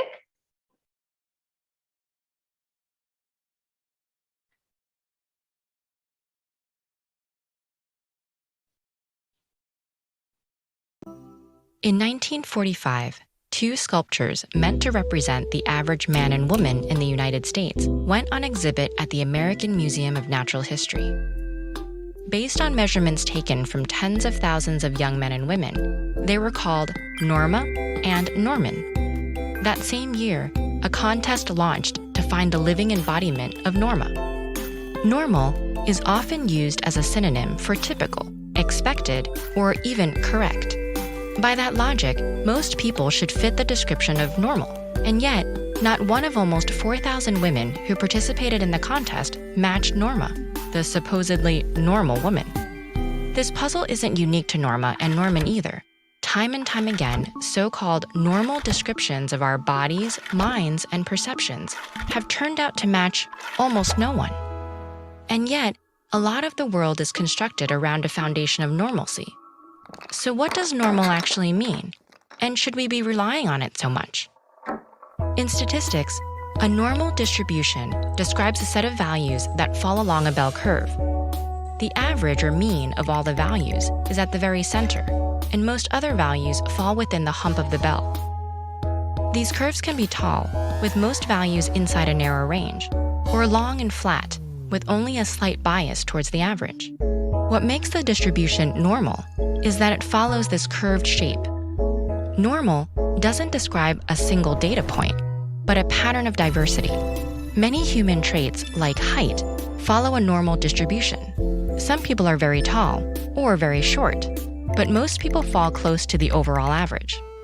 Outside of statistics, normal often refers to an average, like the single number pulled from the fattest part of the bell curve, that eliminates all the nuance of the normal distribution. Norma and Norman's proportions came from such averages. Applied to individuals, whether someone is considered normal usually depends on how closely they hew to this average. At best, such definitions of normal fail to capture variation, but oftentimes our calculations of normal are even more flawed. Take the BMI, or Body Mass Index. BMI is a measure of weight relative to height, with different ratios falling into underweight, normal weight, overweight, and obese ranges. Generally, only BMIs that correspond to normal weight are considered healthy. But BMI is not always an accurate predictor of health, or even of what's a healthy weight. BMI doesn't take into account body fat percentage, body fat distribution, levels of physical activity, or blood pressure. And yet, those who fall outside the so-called normal range are commonly advised that losing or gaining weight will improve their health. When we apply a standard of normal to all of humanity that's based on data from a non-representative slice, we're not just choosing one point on the distribution, we're choosing it from the wrong distribution. A lot of behavior science research draws from samples that are pretty weird, meaning Western, educated, industrialized, rich, and democratic. These features can skew norms even in research that doesn't have an obvious link to them. Take the famed Mueller-Lyer optical illusion. It's normal to think one of the two lines is longer when they're actually the same length. At least if you're an American undergraduate. A team of anthropologists and psychologists found other demographic groups were much less susceptible. Members of the San people of the Kalahari weren't susceptible to the illusion at all. When these limited or inaccurate definitions of normal are used to make decisions that impact people's lives, they can do real harm. Historically, such concepts of normal have been hugely influential. The eugenics movement of the early 20th century weaponized the concept of normal, using it to justify exclusion, violence, and even extermination of those deemed not normal.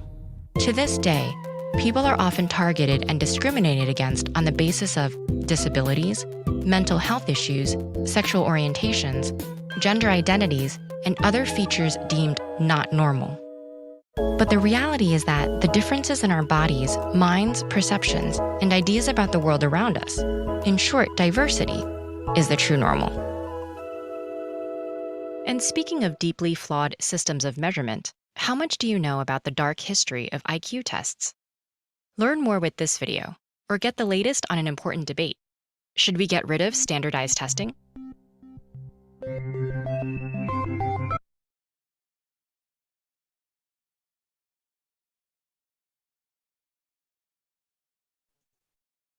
Thank you for the video. We'll start with Chu Hushan Yoon. Ma'am, please share your views on this topic. Okay. Actually, I really like the ideas of the speaker. If you are always trying to be normal, you will never know how amazing you can be. So from my point of view, everyone is normal, but they can also be different as well. For instance, when I was a teacher in elementary school, there are some students lost their confidence because of academic performance. However, when I plan for a class event, I am so surprised because I felt they are so talented at playing guitar, painting, or singing. So I believe that everyone is normal at some point, but they can also have good performance at what they love or what they're interested in. So as a result, I convinced that once you put the right person in the right place, it will make them different, and that everybody is one of a kind. So that's my idea about this topic. Thank you. Thank you so much, ma'am, for sharing your views. Chu Yun San, ma'am, please share your views on the topic. Okay. Normal often refers to an average, but not the absolute value. The video says when these incorrect definitions of normal are used to make decisions that impact people's life, they can do real harm. While we measure many things with reference to normal, but difference is also important because it allows us to understand the importance of individual differences. That's all. Okay. Okay. Thank you so much, ma'am. Seng Hasao Ting, ma'am, please unmute yourself. Ma'am, please share your views on this topic. Okay. In my opinion, I think nothing is absolutely normal and different. As long as we can find reasons and evidence to prove it, can convince someone who has the doubt to tell them what do you think this way. If they accept your statement, you can make different become to normal and vice versa. Just like we are doing our research, in the process, we try to find reasons and evidence to prove something is normal and different. And this is my opinion. Thank you. Okay. Thank you so much, ma'am. Ma'am Jia Yin Lin, please unmute yourself.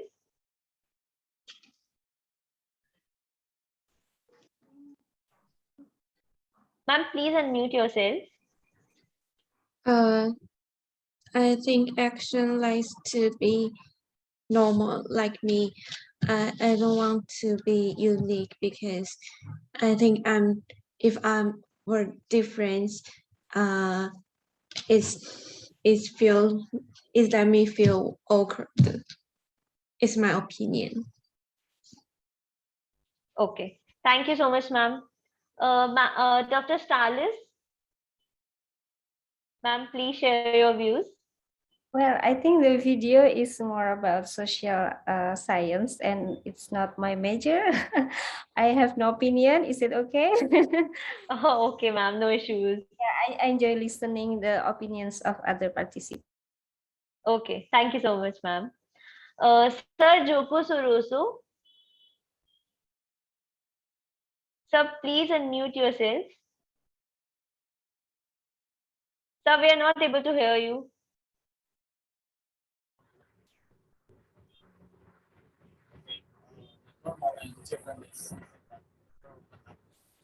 Sir, your voice is not audible, sir.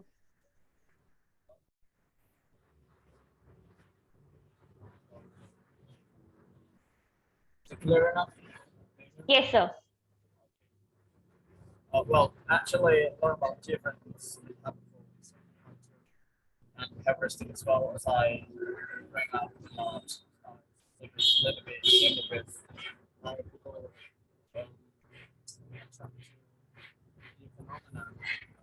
Sir, we are still not able to hear you properly. I just say no. That's not happening. You cannot hear this. Sir, you can write your opinion in the chat section also. Okay. Thank you, sir. Unigondi, ma'am, please unmute yourself and turn on your video.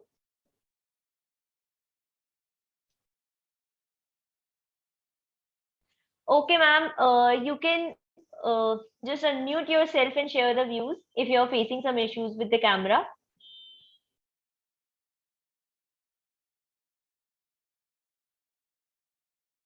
Ma'am, you have to turn on your microphone.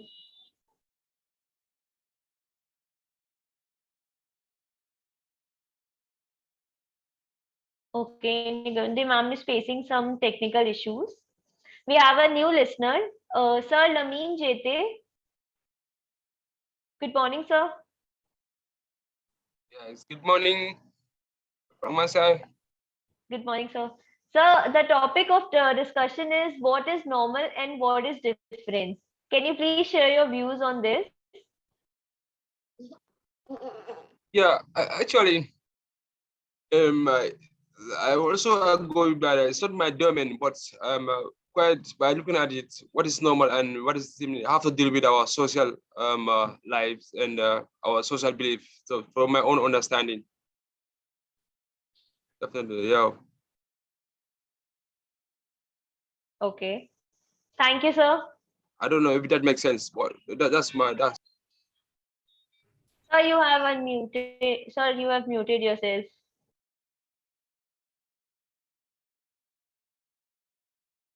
Okay. Lameen sir is also facing some technical issues.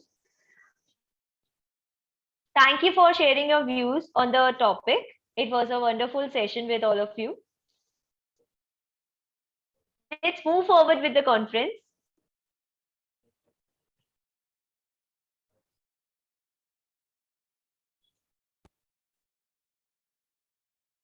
Our first presenter of the day is Chu-Hun Hussain, Graduate Institute of Human Resource Management, National Tsinghua University of Education, Tsinghua, Taiwan. Her topic is Corporate Reputation and Job Pursuit Intention, the meditation effects of organizational attractiveness and moderation effects of need for cognition. You can see her abstract on your screen.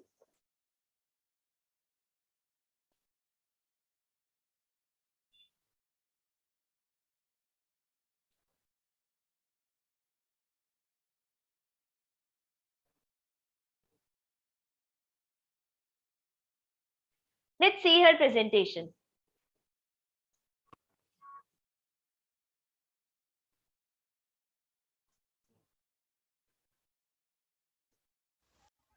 Hello everyone, I'm Yunshen Chou. I'm from Tsinghua University of Education Graduate, Institute of Human Resource Management. My article topic is the corporate reputation and job pursuit intention, the mediation effects of organizational attractiveness, and moderation effects of need for cognition. The presentation contents include 5 parts. First, introduction. Most studies in the past have shown that corporate reputation is beneficial in recruiting talent. When a company has a high corporate reputation score, it has a positive organizational talent attractiveness effect on job applicants. However, some research have pointed out that corporate reputation has negative effect on the attractiveness of job seekers. There is no significant difference in the extent to which corporate reputation is used in different recruitment approaches.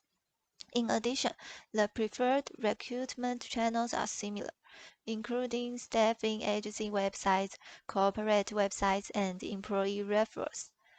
Therefore, one of the motives of this study is to clarify the relationship between corporate reputation and organizational attractiveness. The level of individual cognitive need affects the cognitive, affective, action, and interactive stages of advertising, communication, or product and marketing. Consumers' cognitive need moderates the relationship between argument quality and perceived product usefulness.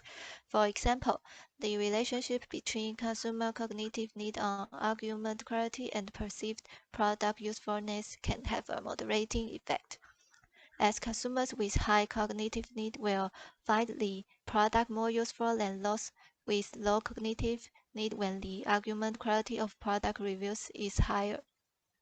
The difference in consumers' cognitive need does affect the impact of reference price. There are few papers that use cognitive need.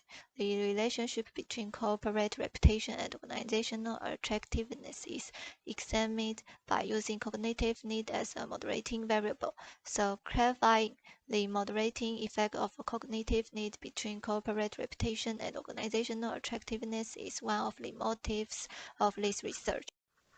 This is research purposes. First, explore whether corporate reputation have an impact on organizational attractiveness. Second, explore whether organizational attractiveness have an impact on job pursuit intention. Third, explore whether corporate reputation affects job pursuit intention through organizational attractiveness. Final, explore whether relationship between corporate reputation and organizational attractiveness moderated by cognitive need. Then literature review. Thornburn pointed out that corporate reputation is the perceived performance of a company's past behavior and future prospects by the public. Corporate reputation is an important factor in maintaining a competitive advantage. In general, firms with positive corporate reputation should be more attractive to applicants. Hypothesis 1. Corporate reputation is positively related to organizational attractiveness. Highhouse et al. Suggests that job seekers' intention to seek jobs is more positive than organizational attraction, which implies active and future action to actively pursue jobs. In other words, after an organization has reached a certain level of attractiveness to job seekers will take the next step to apply for a job. In the past, many empirical studies have shown that organizational attractiveness has a positive effect on job seekers' intention to seek jobs. Therefore, this study inferred that Hypothesis 2. Organizational attractiveness is positively related to job pursuit intention. Hypothesis 3. Corporate reputation affects job pursuit intention through organizational attractiveness. Many past studies have mostly shown significant differences in the degree, manner, and consequences of processing messages between high and low cognitive needers. High cognitive needers prefer to think much more than low cognitive needers. Considering the unique fact-saving culture in rental culture and the fact that it is easily swayed by the words of others, this will change the motivation and preference of job seekers. Therefore, believe that the higher corporate reputation of a company will influence the internal motivation of job seekers from the mouths of others. Hypothesis 4. The positive relationship between corporate reputation and organizational attractiveness will be moderated by cognitive need. This is research structure and hypothesis. Hypothesis 1. Corporate reputation is positively related to organizational attractiveness. Hypothesis 2. Organizational attractiveness is positively related to job pursuit intention. Hypothesis 3. Corporate reputation affects job pursuit intention through organizational attractiveness. Hypothesis 4. The positive relationship between corporate reputation and organizational attractiveness will be moderated by cognitive need. Then method. First, measure. This research used questionnaire survey to measure. The corporate reputation used the scale developed by Ru Ye. The organizational attractiveness used the scale developed by Highhouse et al. The job pursuit intention used the scale developed by M.S. Smith et al. The need for cognitive used the scale developed by Yuanfang Gao. Second, participants. The research sample includes both undergrad and recent university and graduate students, as well as working members of the public. Then results. Hypothesis 1 to Hypothesis 4 are all results established. The results of this study show that the higher reputation of a corporate, the stronger organizational attractiveness effect on job applicants, and the stronger the organizational attractiveness effect, the higher job pursuit intention to seek employment in the company. Therefore, the following theoretical and practical implications are proposed. Based on the cognitive need theory, this study suggests that the difference in cognitive needs will affect the corporate reputation and organizational attractiveness. The reasoning is that people with high cognitive need are also influenced by corporate reputation when searching for external information, and thus perceive high organizational attractiveness. According to Motivation 2, cognitive need is used as a moderating variable to investigate the relationship between corporate reputation and organizational attractiveness, which extends the cognitive need theory organizational used in marketing to the corporate level and contributes to the academic study of cognitive need. Final conclusions. The study was limited by online administration, and it was not possible to confirm whether the subjects were in a quiet and undisturbed environment, or whether they were surrounded by other people's interference to fill out the skill. This study can only be administered in a cross-sectional manner due to the short duration of the study. It is suggested that a longitudinal study design can be used in the future to investigate the significant effects of cognitive needs on the moderating relationship between corporate reputation and organizational attractiveness, and the causal relationship between job pursuit intentions to strengthen the causal relationship of variables. Nearly half of the participants were students, accounting for 47.5% of the total subjects, and many of the students did actually have formal job-seeking experience. In a 1993 study by Turban and Coyne, it was noted that fresh graduates and those with prior work experience have different perspectives on organizational characteristics, not to mention students.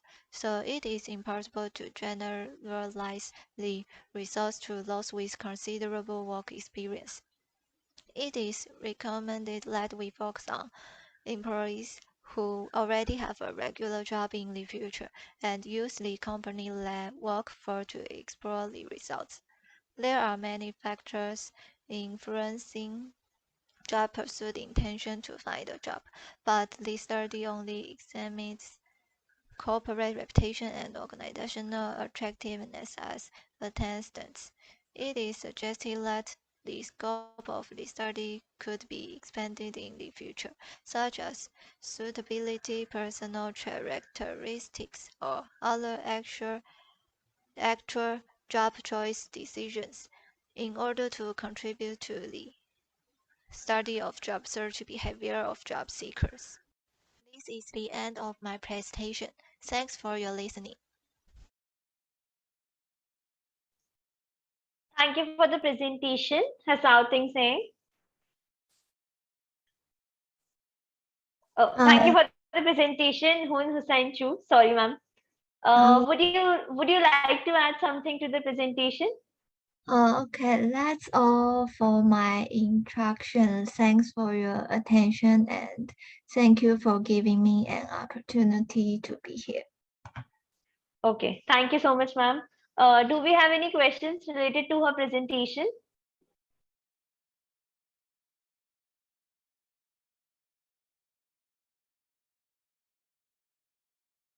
Okay, no questions. Let's move forward with the conference.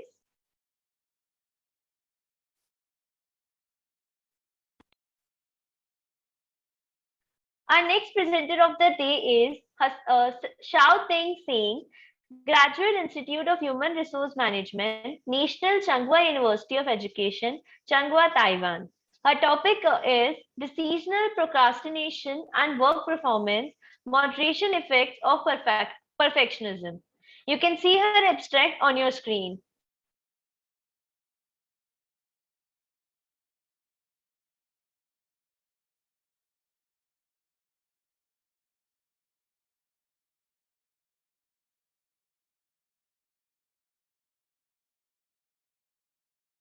Let's see her presentation.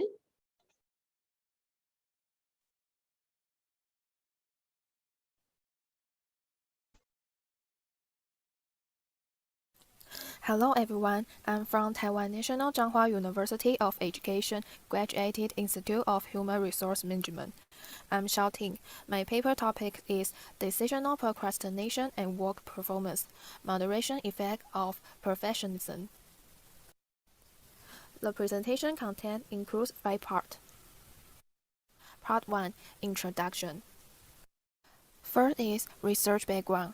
When people make decisions, they may not be able to make decisions due to uncertainties, such as lack of information, fear, and risk-taking, causing decisional procrastination, which may be due to fear of failure, low self-esteem, anxiety, and perfectionism. The traditional view of procrastination includes avoidance procrastination and decisional procrastination. Avoidance procrastination, this refers to the individual's fear of achievement and fear of failure, which delays the completion of the task. Decisional procrastination, the term refers to an individual hesitation to make an immediate decision. Perfectionism. Perfectionism is one of the personality traits. People with perfectionist tendency often try to achieve perfection because of their own or other people's demands, and they hold their own performance to a very high standard, believing that if they don't achieve perfection, they are not finished. Some people say procrastination is positive and others say negative. For example, in a study by Mann and Chen 2006, procrastinators were classified into two types, active procrastinator and negative procrastinator. Active procrastinator are adaptive procrastinator who like to work under pressure and are able to make well thought out decisions when in a time crunch. Negative procrastinator are non-adaptive procrastinator who don't have the ability to make quick decisions and implement them quickly. When deadlines are approaching, anxiety begins to set in, and tasks are usually not completed on time. Past studies on procrastination have mostly focused on university students, using the relationship between active, passive procrastination and academic as a variable. The relationship between decision procrastination and work performance has rarely been explored. Therefore, this paper focused on the relationship between decisional procrastination and work performance. Research purpose 1. Explore the correlation between decisional procrastination, work performance, and perfectionism. Whether decisional procrastination has a significant negative correlation with work performance. 2. To examine whether the relationship between decisional procrastination and work performance is active by the moderating effect of high or low perfectionism. Part 2. Literature review. Decisional procrastination and work performance. Payton et al. 2019 found that students' procrastination has a negative predictive effect on academic achievement, with higher level of procrastination associated with poorer learning outcomes. The survey found that 25% said procrastination was a serious problem in their lives. 40% said procrastination has caused financial losses. Wang and Zhang 2007. From the perspective of performance, assumes that procrastination affects behavioral operation, and when time pressure is delayed, it will reduce speed and occurrences. However, procrastination may also bring positive consequences, so the effect of procrastination on work performance is uncertain. Hypothesis 1. The decisional procrastination is negativity relation to work performance. Moderating effect of perfectionism. Some procrastinators don't lack ability or don't work hard enough, but rather than set high compassion standards for their task. They are unable to cope with the sense of loss that occurs when they fail to meet the high standards. They learn to procrastinate as a means of avoiding their task in order to avoid the intense negative emotion that come with failure. Non-adaptive perfectionism was found to positively predict students' academic delays. Self-directed perfectionism is significantly associated with socially desirable perfectionism and academic procrastination. Hypothesis 2. Perfectionism moderates the relationship between the decisional procrastination and work performance, such that the relationship is weakened when perfectionism is higher rather than low. Part 3. Method. Research structure and hypothesis. Hypothesis 1. The decisional procrastination is negatively related to work performance. Hypothesis 2. Perfectionism moderates the relationship between the decisional procrastination and work performance, such that the relationship is weaker when perfectionism is higher rather than low. Measure and participate. Measures. Our study used questionnaire survey to measure The decisional procrastination used the 5-item decisional procrastination scale by Min, 1982. The work performance using the 6-item work performance scale by Chen, 1985. The perfectionism used the 23-item perfectionism scale by Rice and Sani, 2002. Participate. The research sample is based on people who have work or part-time work experience. Part 4. Result. Hypothesis 1. The decisional procrastination is negatively related to work performance. Results established. When faced with the challenges of spending most of one's time and energy on work due to the demands of the job, while work efficiency will not only provide job satisfaction but also reduce the possible negative effect and consequence of procrastination. Hypothesis 2. Perfectionism moderates the relationship between the decisional procrastination and work performance, such that the relationship is weaker when perfectionism is high rather than low. Results not established. The scale was developed from a psychological counseling perspective to distinguish between perfectionist and non-perfectionist. Maybe have other influence, don't measure together, or skill selection cause the hypothesis not established. Part 5. Conclusion. Limitation and future research suggestion. Method. Future study could be conducted by experimental design research. Scale. Job performance is measured by a self-assessment scale. Future research will be more objective if other evaluations are used. Participate. Choose sample who are already working in a workplace and in a supervisory position or have decision-making in the organization. This is the end of my presentation. Thank you for listening. Thank you, Shating Singh, for the lovely presentation. Would you like to add something? It's my pleasure to attend this conference. This is my presentation. Thank you for your attention. Thank you. Thank you so much, ma'am.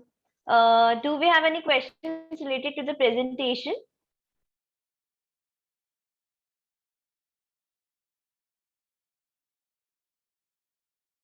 Okay, no questions. Let's move forward with the conference.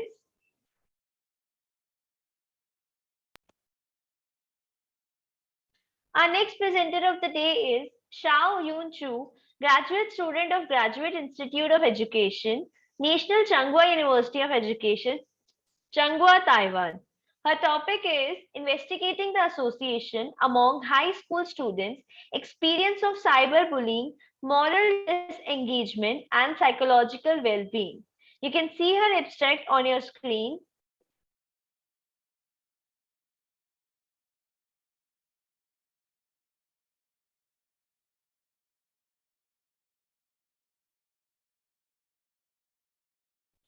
Let's see her presentation.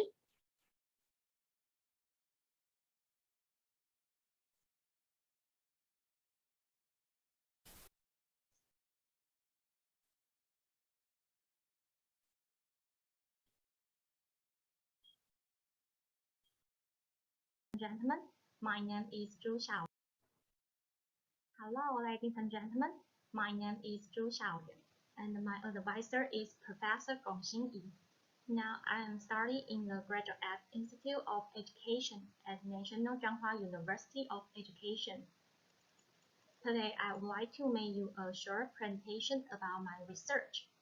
And my research is to investigate the association among high school students' experience of cyberbullying, moral disengagement, and the psychological well-being.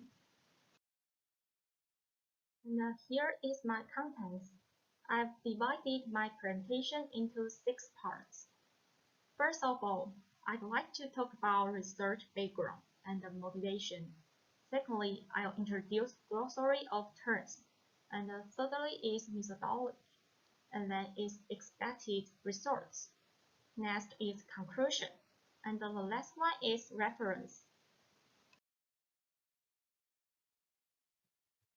Now I'm going to start with research background and motivation.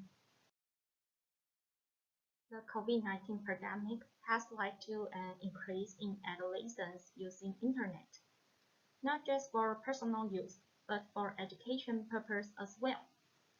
According to Light, an organization that checks online harassment, there has been a 70% increase in cyberbullying. Also, the cyberbullying survey from Taiwan's Child Welfare League Foundation showed that 80% of teenagers think cyberbullying become a serious issue among teenagers, and 20% of teenagers has been victims of cyberbullying.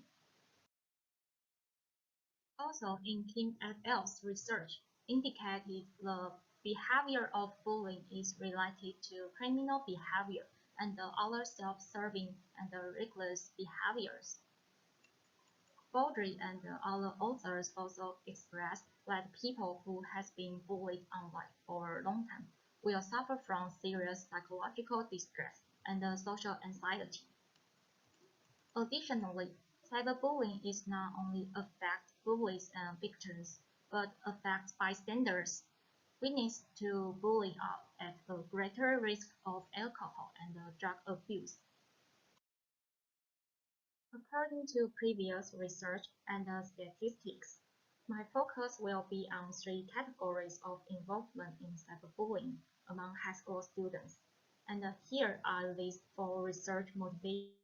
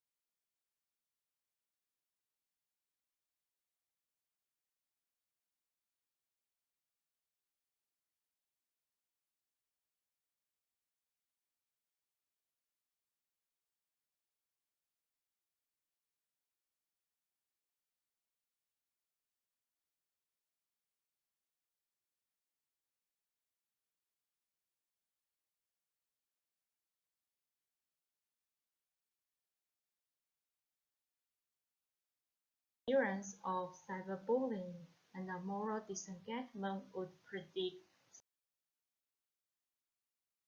criminal act carried out by a group or individual using against a victim who cannot easily defend him or herself. Under the rule of cyberbullying, there are 3 kinds of rule. Bullying is a form of aggressive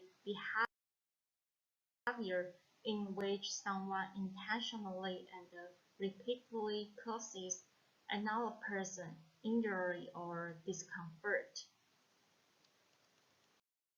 Victim is a person who is treated or bullied intentionally. Bystander is someone who witnesses bullying either in person or online. Moral disengagement refers to the process where an individual or group of people distances themselves from the normal or usual ethical standards of behavior and then become convinced that new unethical behavior are justified. Psychological well-being is defined as one's level of psychological happiness, encompassing life satisfaction and the feeling of accomplishment.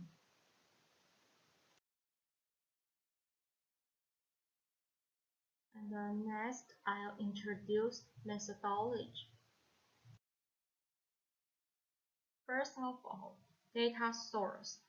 I analyzed data from the 6 subtopics of the second phase in the 2017 Taiwan Communication Survey. Taiwan Communication Survey, TCS, is a long-term project that surveys representative samples of people in Taiwan annually.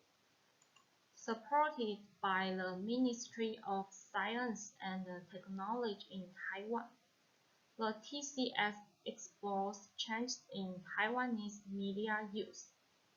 The project not only collects information about basic media use, but also design new modules to investigate different communication research questions every year. And these research participants are 15 to 17 years old high school students from 23 schools in Taiwan. And is research instrument. For cyberbullying experience scale, there are 9 cyberbullying conditions, and it is multiple choice. The respondents will tick depends on their experience. Once they tick any option of 9, that means they have experience of cyberbullying. Next one is moral disengagement scale. The scale is used Himmel et al.'s moral disengagement scale in 2005. And select 8 of the questions and use 5-point Likert scale to allow the individual to express how much they agree or disagree with a particular statement. 1 represents strongly disagree, 2 is disagree, 3 is neither agree nor disagree, 4 is agree, 5 is strongly agree. Finally, I will end up the scores. Higher score they get, higher level of the moral disengagement they have.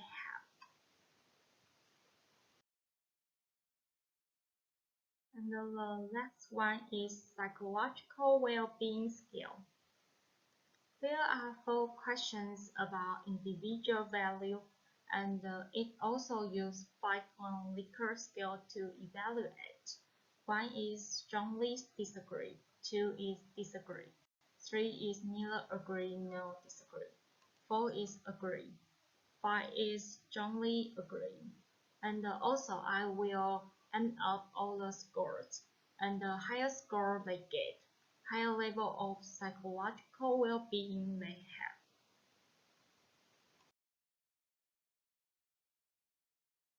This page will introduce analytical methods, and this study utilized descriptive statistics, independent t-test, multiple regression analysis, and Pearson's product moment correlation to analyze data from the 2017 Taiwan Communication Survey. Then is expected results. 1. High school students as cyberbullies and the cyber bystanders have higher levels of moral disengagement. 2. Cyberbullying, cyber victims, and the cyber bystanders among high school students have lower levels of psychological well-being. 3.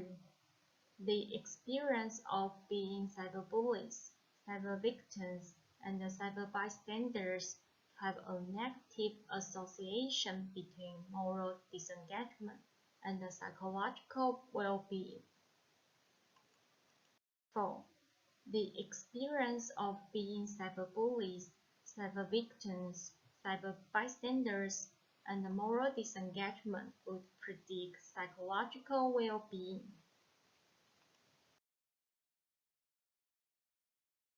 Finally, conclusion. To sum up, I hope these findings provide evidence and suggestions for schools, teachers, students, parents, and future researchers. Furthermore, the findings in this study are also important in practical implications to decrease the cyberbullying phenomenon and the high school students' intention of moral disengagement, and finally to improve their psychological well-being. And the final part is reference. And here is my reference.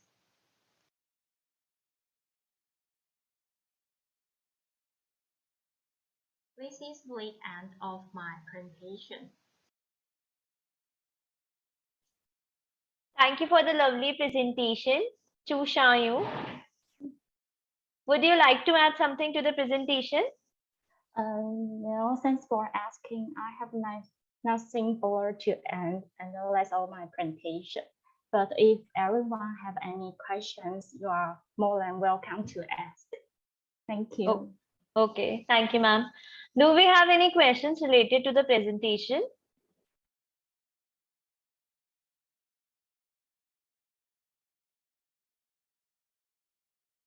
Okay, no questions. Let's move forward with the conference.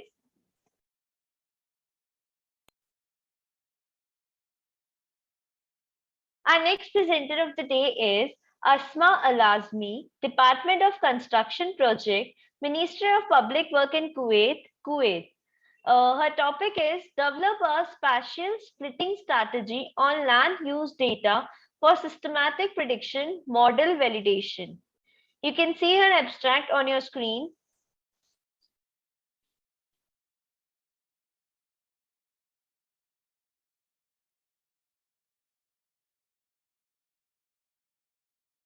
Let's see his presentation.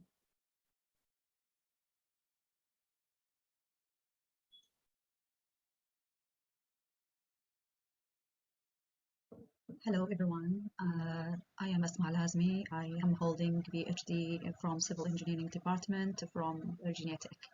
Today I would like to talk about develop a spatial splitting strategy on land use data for systematic prediction model validation approach.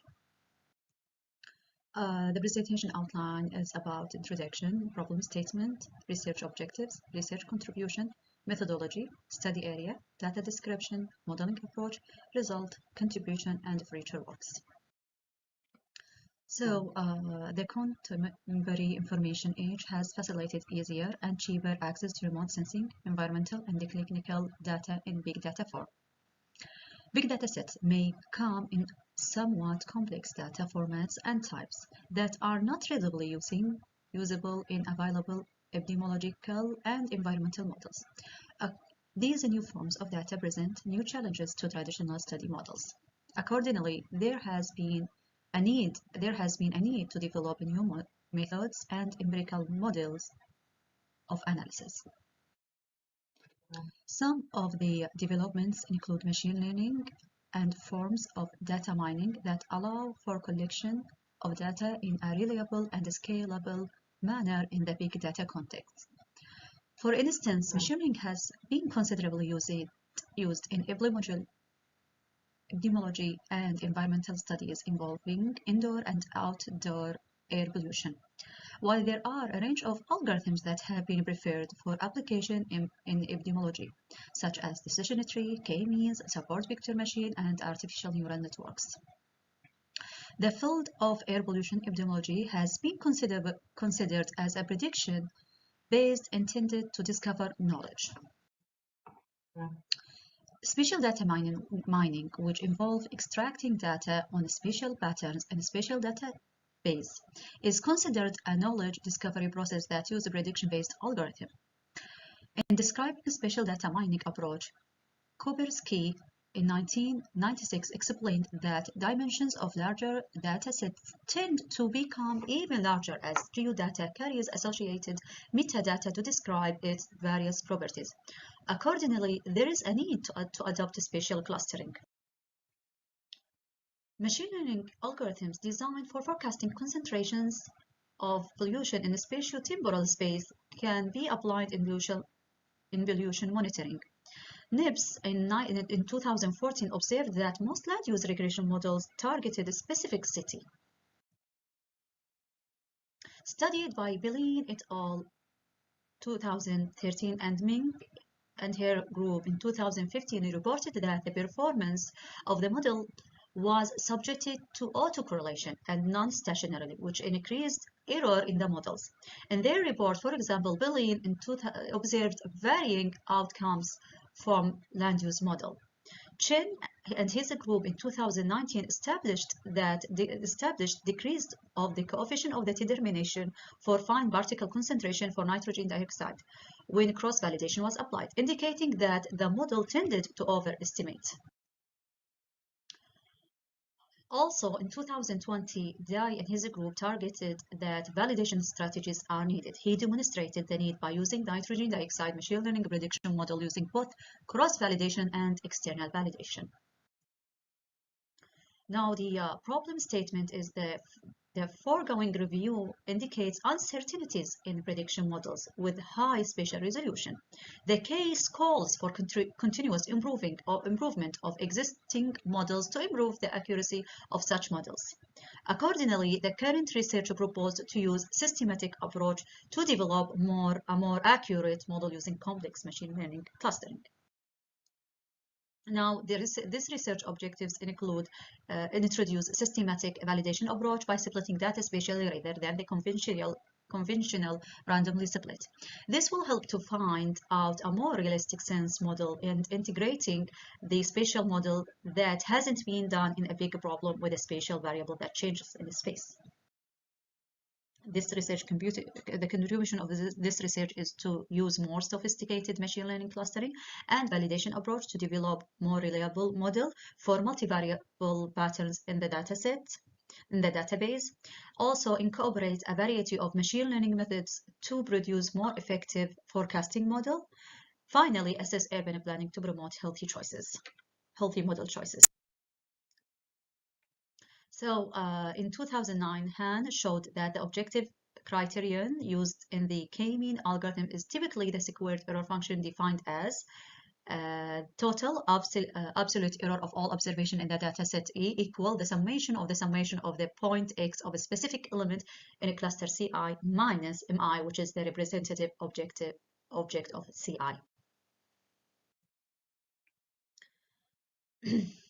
Although the k-mean algorithm is effective at analyzing massive amounts of data, it has significant drawbacks. The computational component of these spatial clustering classifiers become prohibitively expensive with massive datasets. It is also sensitive to noise and outlier data points. Here are the study area. Blacksburg is a small town with somewhat similar spatial features, so splitting the data set based on a specific location within Blacksburg, like using a sensor tract ID number, would not be representative to use for spatial validate prediction model performance.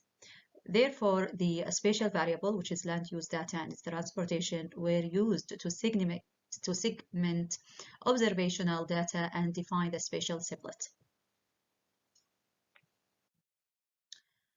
The data description, actually, this study uses secondary data describing data in the rural location of Blacksburg found by Hankey and his group in 2019 in Virginia Tech. The spatial variable, land use, natural environment, and the traffic variables were collected from publicly available sources, except the traffic volumes were collected using the demand model. All spatial variables were tabulated at 15 buffer sizes, going from 25 to 3,000 meters, increasing from 25 to 3,000 meters.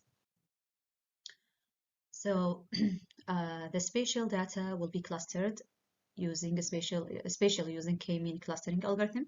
The data should reduce in order to decrease the complexity of the model.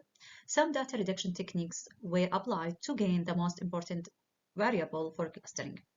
Also, some available library were used to define the optimal number of clustering. Available also software were used like Anaconda and MATLAB. So there is no universal theoretical approach for determining the best number of a cluster for any particle data collection exists. The straightforward way is to compare the outcomes of the numbers run with different K classes and selecting the best one based on a set of criteria. However, we must be cautious because, by definition, higher K leads in smaller error function values, but it is also increases the chance of overfitting. So I apply some data reduction techniques to overcome the K-mean clustering drawback.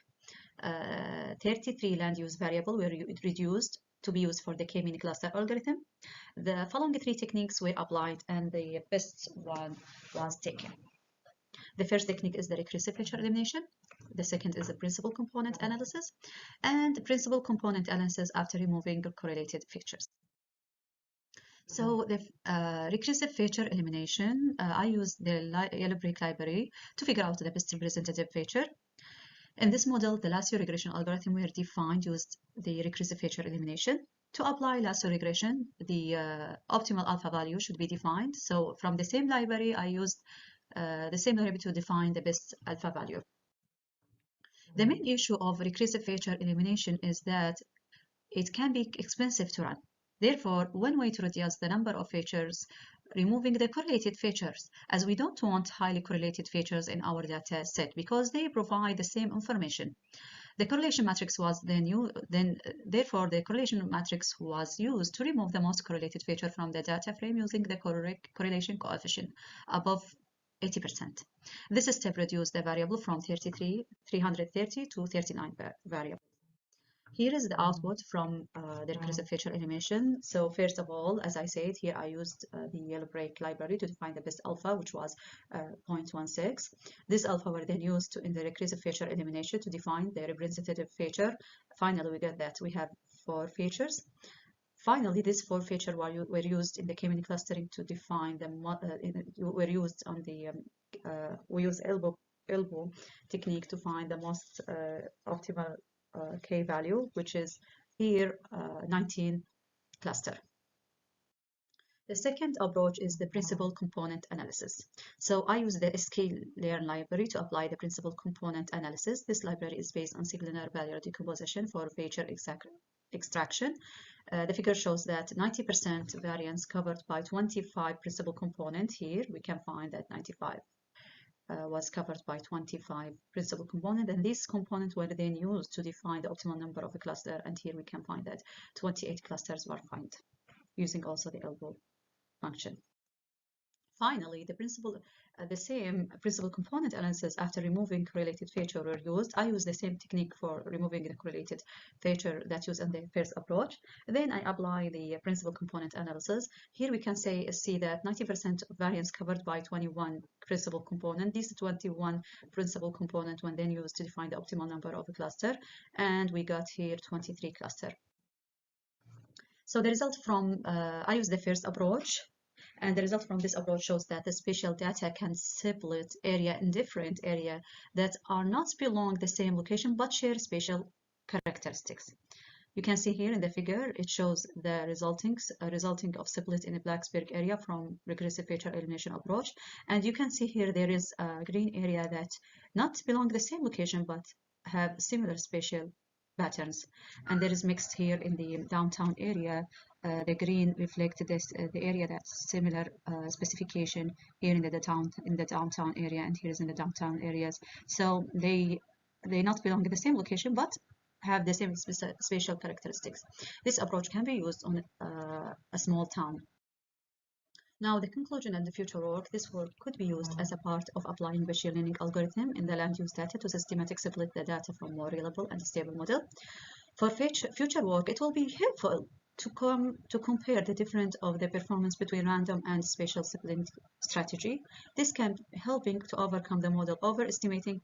Finally, this project could be used to assess urban planners to promote healthy transportation choices.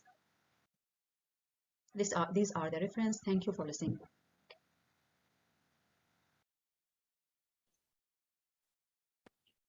Thank you, Asma ma'am, for the lovely presentation.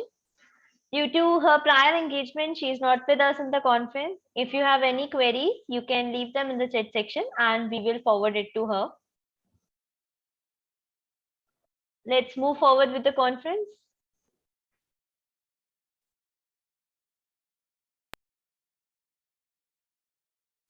Our next presenter of the day is Jia Yin Lin, Business Administration Department, National Tsinghua University of Education, Tsinghua, Taiwan. Her topic is the study of Instagram following and followers on likes, commenting, and sharing intentions. You can see her abstract on your screen.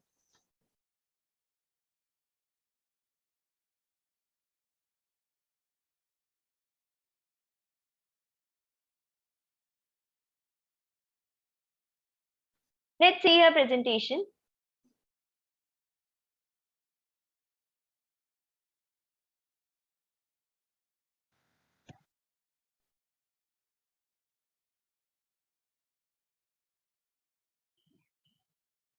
Hello everyone, my name is Jia Lin.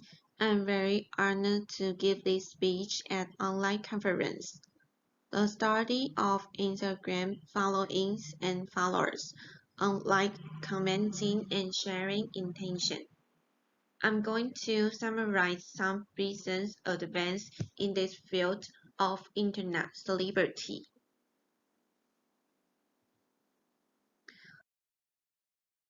This is the content. I will give this talk in 4 parts.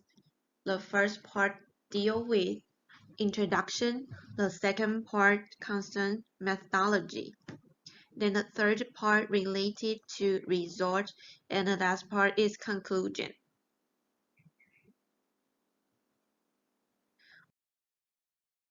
Part 1, Introduction.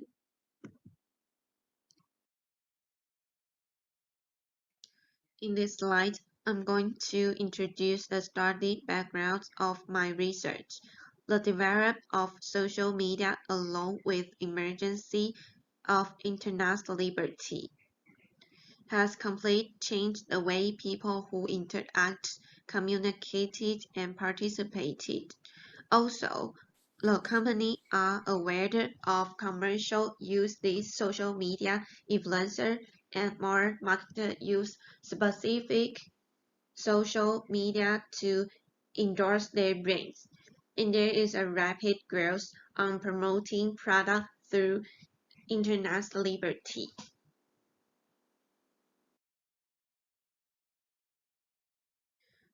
As you are all aware, enterprise can choose an individual who has a larger number of fans as the spokesperson for product promote, and they're usually celebrities with millions of fans. Enterprise have been accustomed to look for celebrity to promote their products.